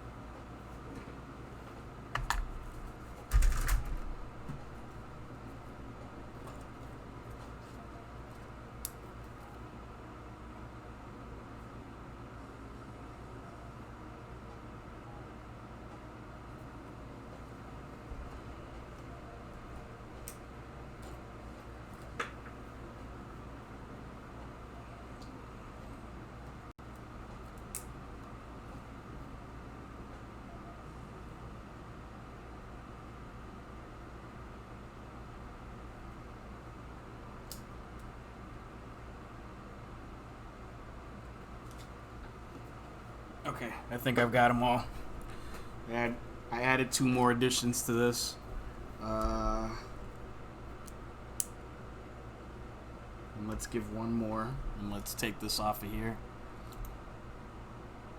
There we go.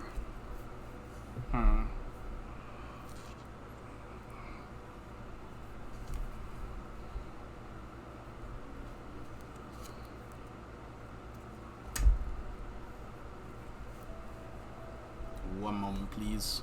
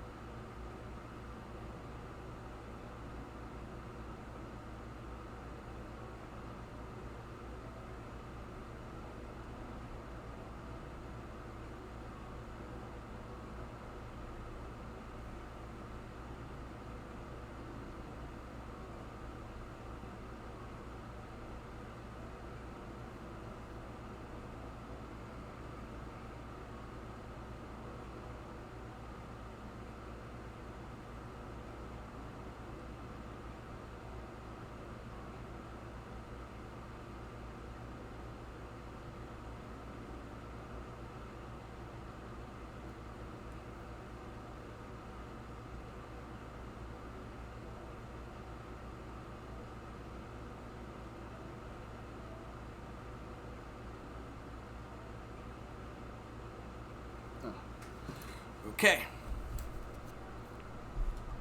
I'm ready now.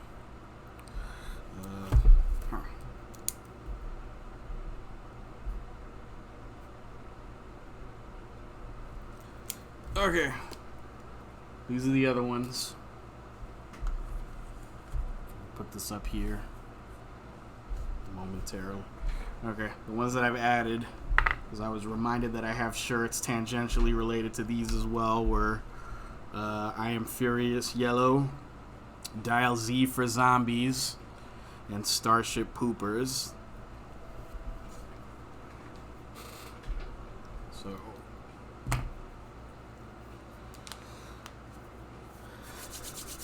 your mission, should you choose to accept it, I'm not really giving you a choice not to, is to choose which shirt I'm going to wear for Simpsons Sunday tomorrow based on these choices, based on these tangentially related Simpsons episodes.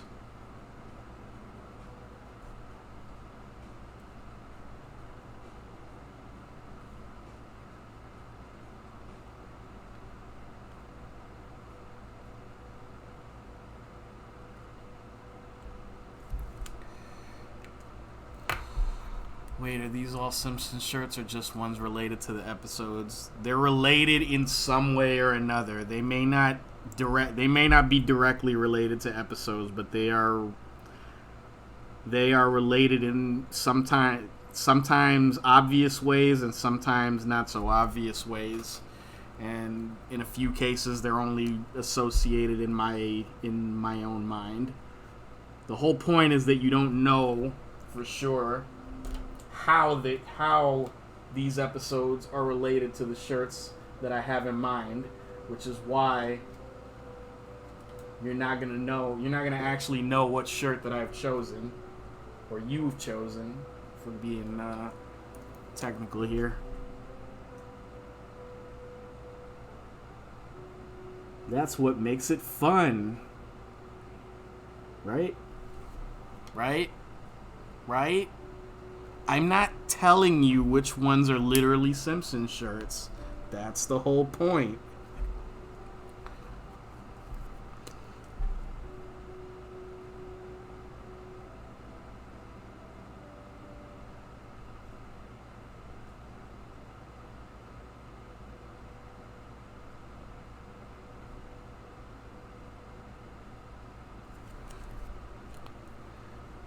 If you look at it this way, each episode will correspond to a particular shirt that I have assigned it.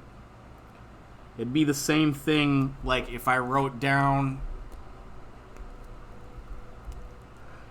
It would be the same thing like if I just wrote down each, what each shirt was and assigned them a random number, and then I asked you to pick a random number. It's basically the same thing, only, I'm trying to make it more Simpsons-y. It's like regular guessing, only fun.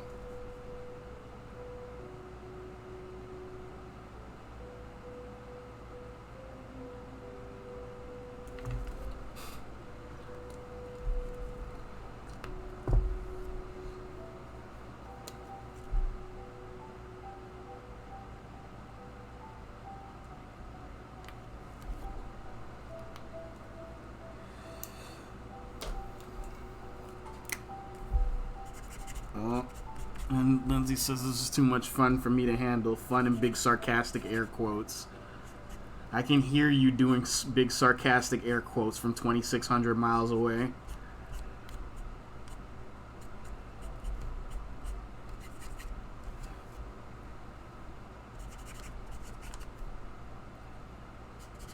But I have faith in you. I have faith that there's no amount of fun that you can't handle.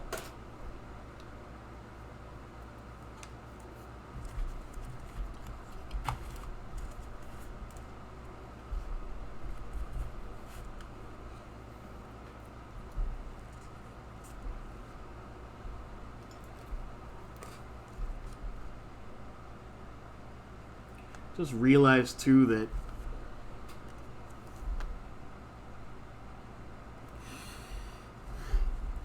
it's kind of a sad realization in some ways, because I just realized that this whole Simpsons discussion and this whole Simpsons guessing is still on brand as far as our Disney themed Sketchbook Saturday, since Disney owns the Simpsons now.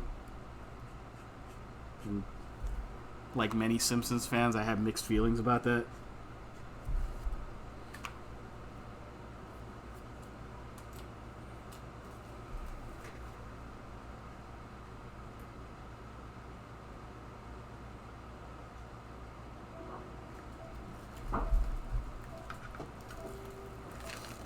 We're gonna marker this up a little bit, just a little bit, in strategic parts.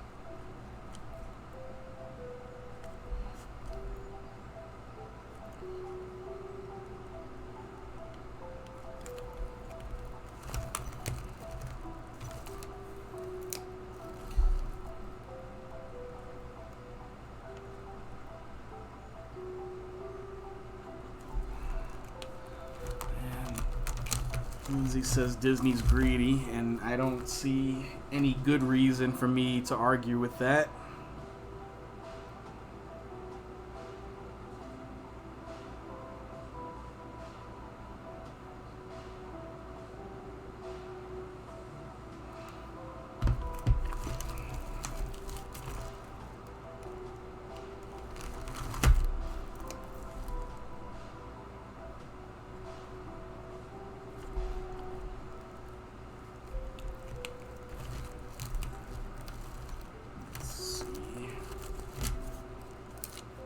I have to dig back into my semi-forbidden markers. This is another little brain thing. I'm actually coloring this orange. In the movie, we know that Simba's mane is not orange. It's a shade of brown. But between a combination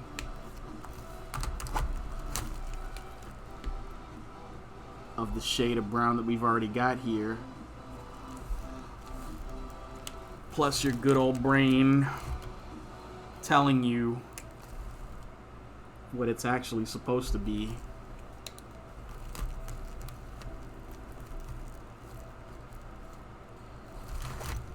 you won't quite register it as being orange.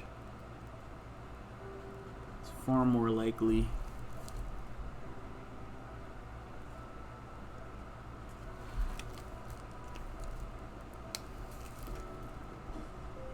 you'll see it as another shade of brown, which is exactly what I'm trying to get across. That's exactly the kind of effect that I'm trying to create.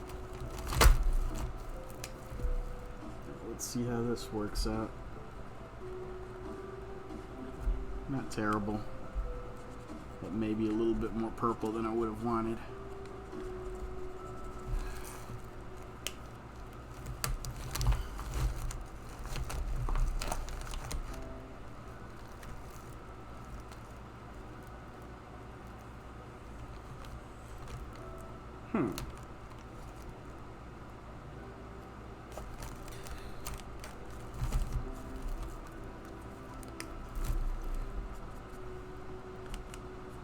As I said earlier in the stream, I'm muting some of the colors because the colors in the scene itself were muted. This is meant to be a very cloudy sky and a very shadowy backdrop.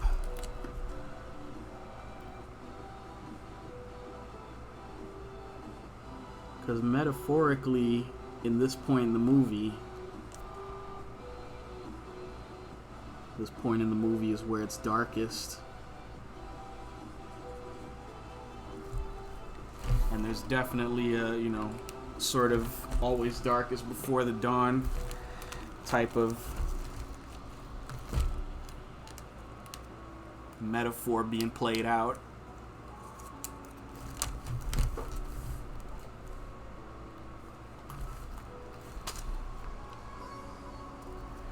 You can say what you want about Disney, but I don't believe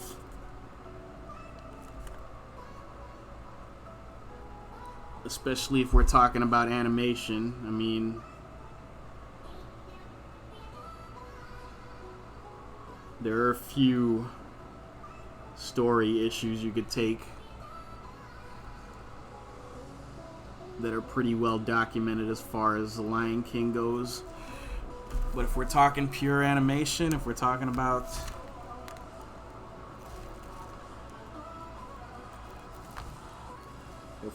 primarily animation, it's really hard to find fault in that movie.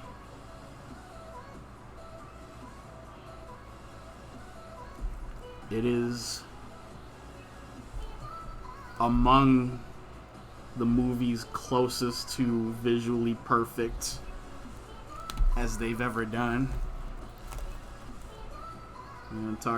Disney Renaissance.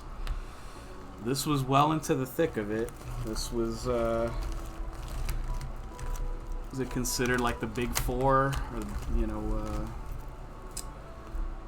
yeah.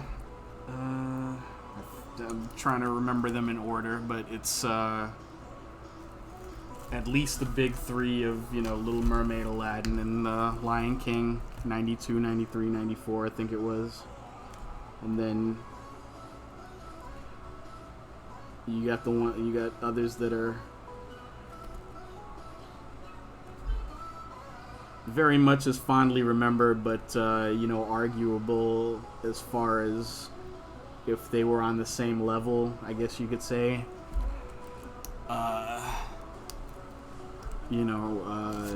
Hunchback of Notre Dame, Mulan, Hercules.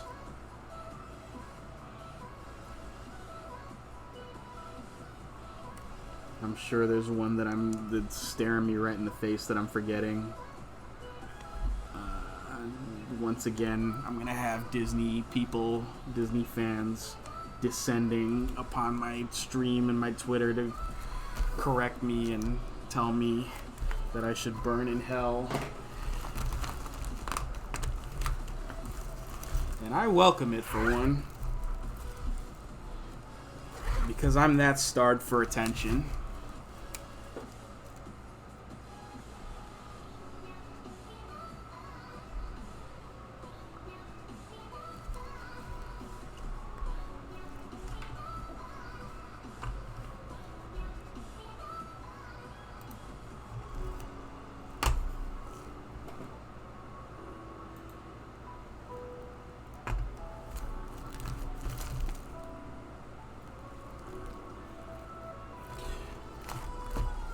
Yeah, Twitch thought you were threatening me, Lindsay.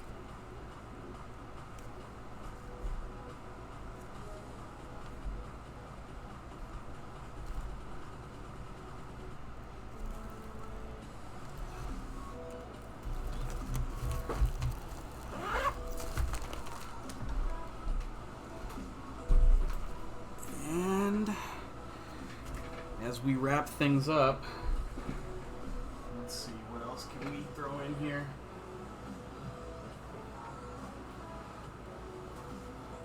A few things.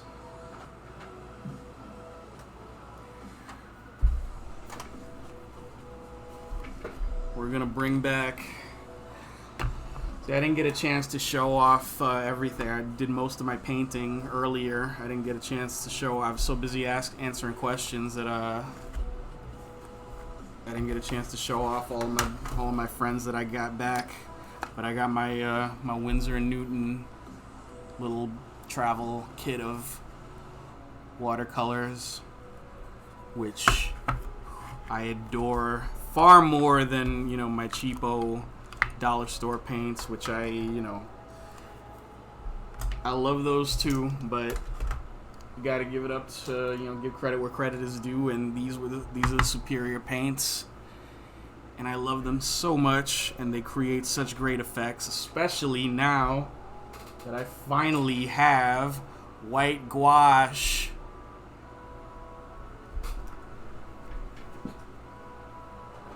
Not only do I have white gouache, I have all the gouache in the world. I have all of my favorite colors. All of the good stuff. All of the opaque watercolors. And I plan to blend like I've never blended before using them.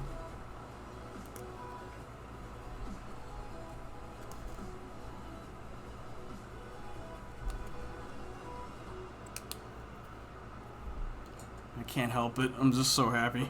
And I got all my good brushes back that I've worn, you know, that despite them being perfectly good brushes, I've used them so much they're worn down to, you know, frayed edges.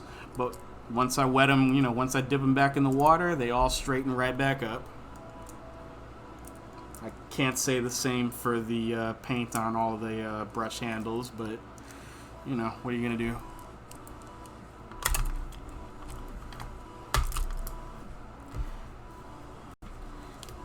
And this is my first Sketchbook Saturday sketch, my first drawing in a very long time that I've actually been able to paint using using what I consider to be my quote-unquote good brushes and my good paints. And I'm really happy with how it came out, actually. I'm gonna finish up with. I still like to throw a little bit of marker in here. Let's see, do I have... Oof. Is this too dark for what I'm trying to do? Not really. No, that's fine. Good. Alright. Last thing I want to do, the second to last thing that I want to do, is if I've still got... I was pretty sure I had a purple paint marker in here somewhere. Yep, here it is. What size is this? 2 millimeters. Of course it is, because past me wants to complicate future me's life by buying a thick paint marker, but that's okay. We'll do a little bit of detail on Pride Rock over here.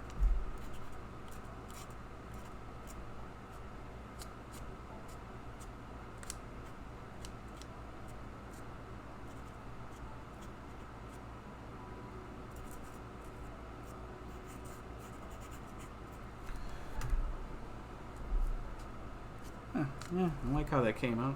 I think it should actually scan quite well, too.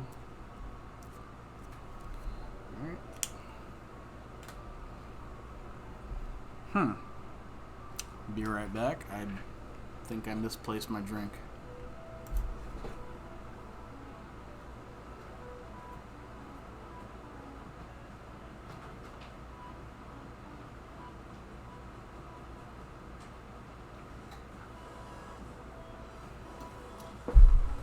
Lousy misplaceable drinks.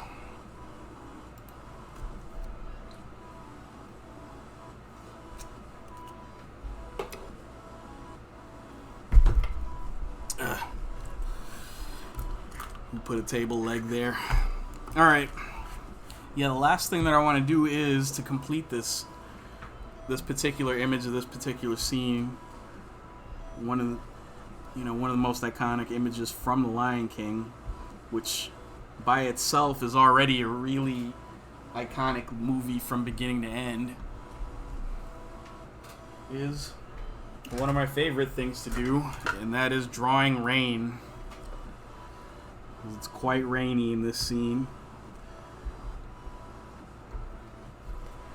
I'm going to go a little bit easier than I normally go on drawing rain because I tend to draw long, raindrops that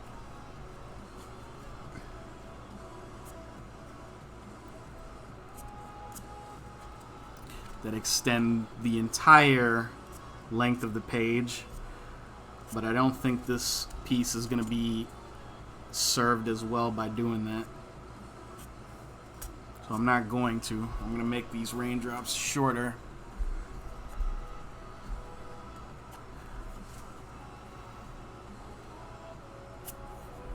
In some places, anyway.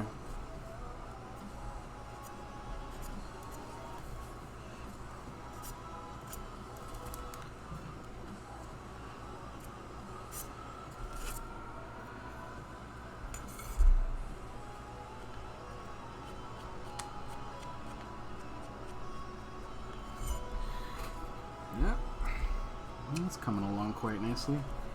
And then, just for a little contrast and texture, I can bring back...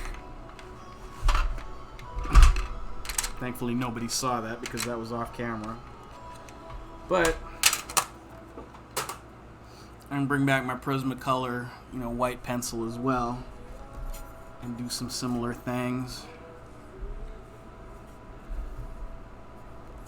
And this is just for the purposes of having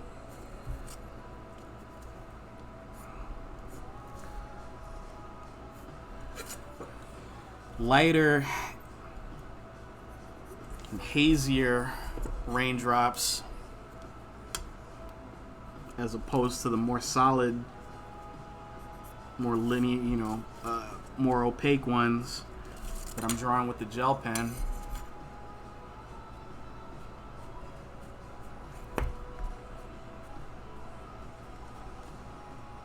And that's mostly to create the illusion of some depth.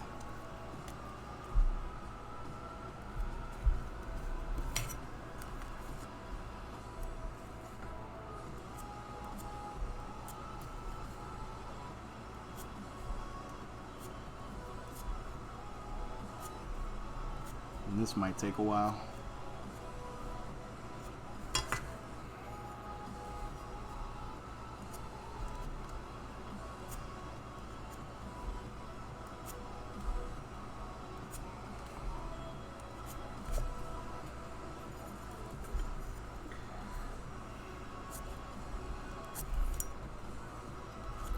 So I've been talking nonstop about, for the past few months to anybody who will listen, about how restrained I felt drawing and doing, and painting with what I kept calling limited supplies and limited tools. Well, this is what I meant. Without getting into too much detail, I was without a permanent place to live for about 19 months, and in between the time that I got my current apartment and the time that I had my previous permanent apartment. I was sort of in between, staying with friends and friends of friends. And in the course of that time, I had been bringing, all of my art supplies with me. It's one of the few things that I didn't just sort of throw in a storage bin. That's how I was able to continue to draw and paint despite, sleeping on couches in guest rooms for almost 2 years. The unfortunate drawback to that was when I actually did get my current apartment, I moved in about 99% of my stuff, but before I was able to get the bulk of my best art supplies from where I was previously staying, that's when, when we all encountered our problems with COVID and with the quarantine.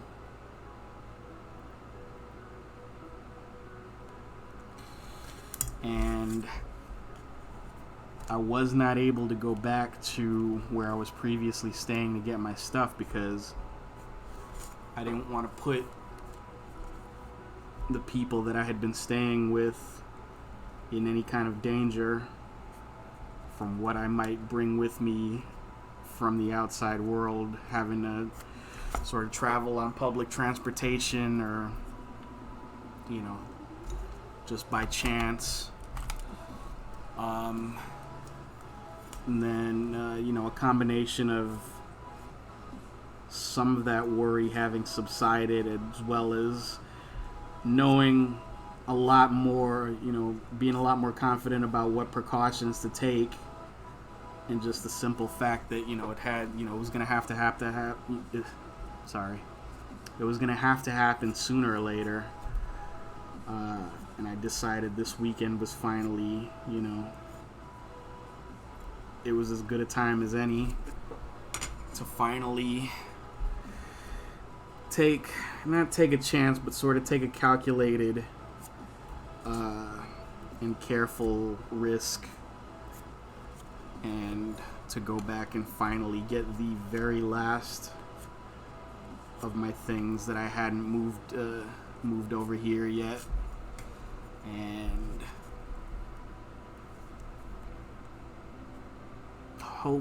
very hopefully, things went smoothly.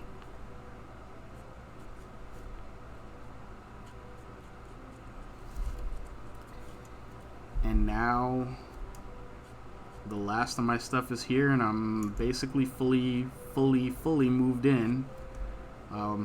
Once I clear all of these boxes that you can't see,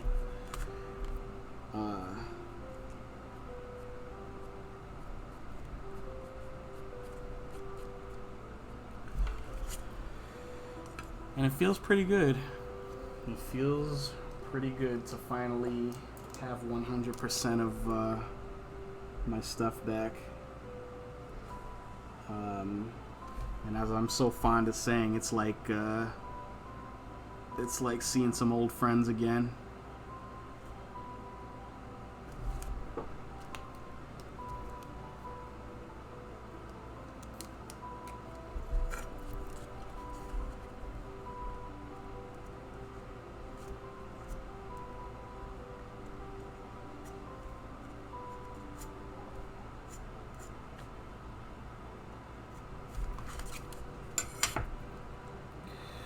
Gonna thin some of these lines up a little bit, and honestly, I'm thinking that the gel pen against the outline of Simba over here, against the more shadowy areas, is best used sparingly.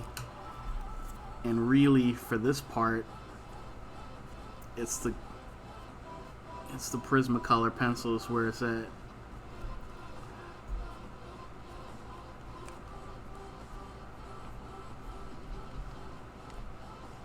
But again, we want to create the illusion that some of these little raindrops are a little bit closer than others. So some of them will be a little bit bright. You know, they'll, in theory, they'll catch the light a little bit more easily, and they'll appear to be more solid, less transparent than the colored pencil. That's the effect that I'm going for here, really.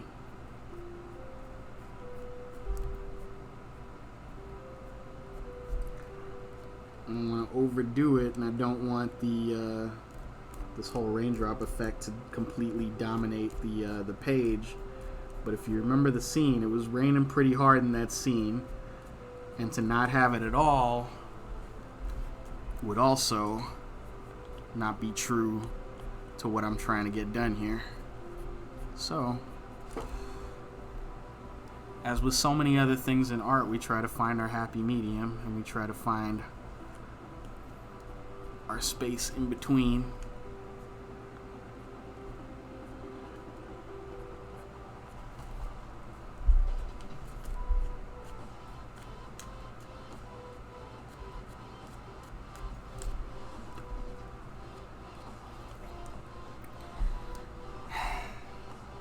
Lindsay says I'm back. There was a bunny outside. There's always a bunny outside your house because they like to taunt your dog. I'm not. I don't condone the taunting of dogs by bunnies.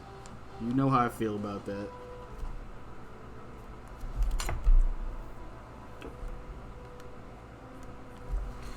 But I think we've reached a point where I can say I'm quite happy with how this came out. It feels really good to have 100% of my tools at my disposal.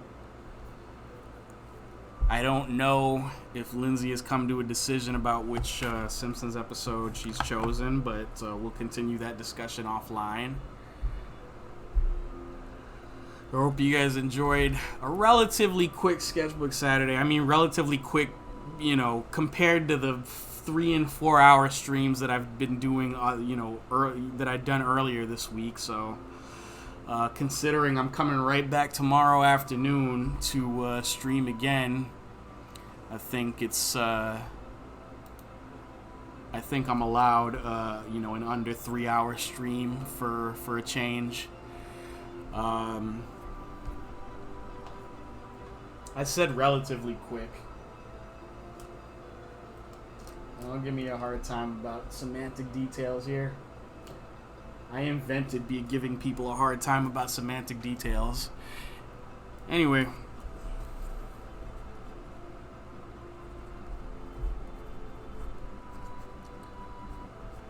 Today is the 15th.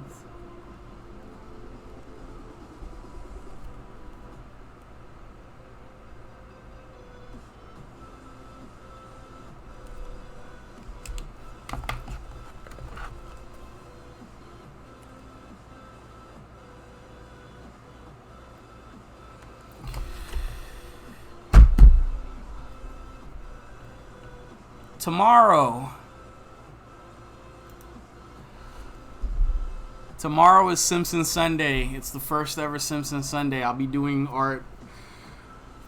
I'll be doing something art related to the Simpsons. I may do something quick. I may do something so quick that I may end up doing 2 pieces tomorrow. That is not a guarantee. We'll see what happens. Hopefully everybody who sees this, and even people who don't, will join me tomorrow at 6 p.m. Eastern. Hopefully you guys will all be here for a fun evening of artwork and picking up after ourselves. Till then, hope you had a good time. Anybody who's watching this, anybody who joined us, anybody who will watch in the future, hope you had a good time. Hope you learned something. Always continue, as always, as ever, please continue to make friends through art. And I will see you. And until next time, always remember, stay safe, laugh hard, ride fast,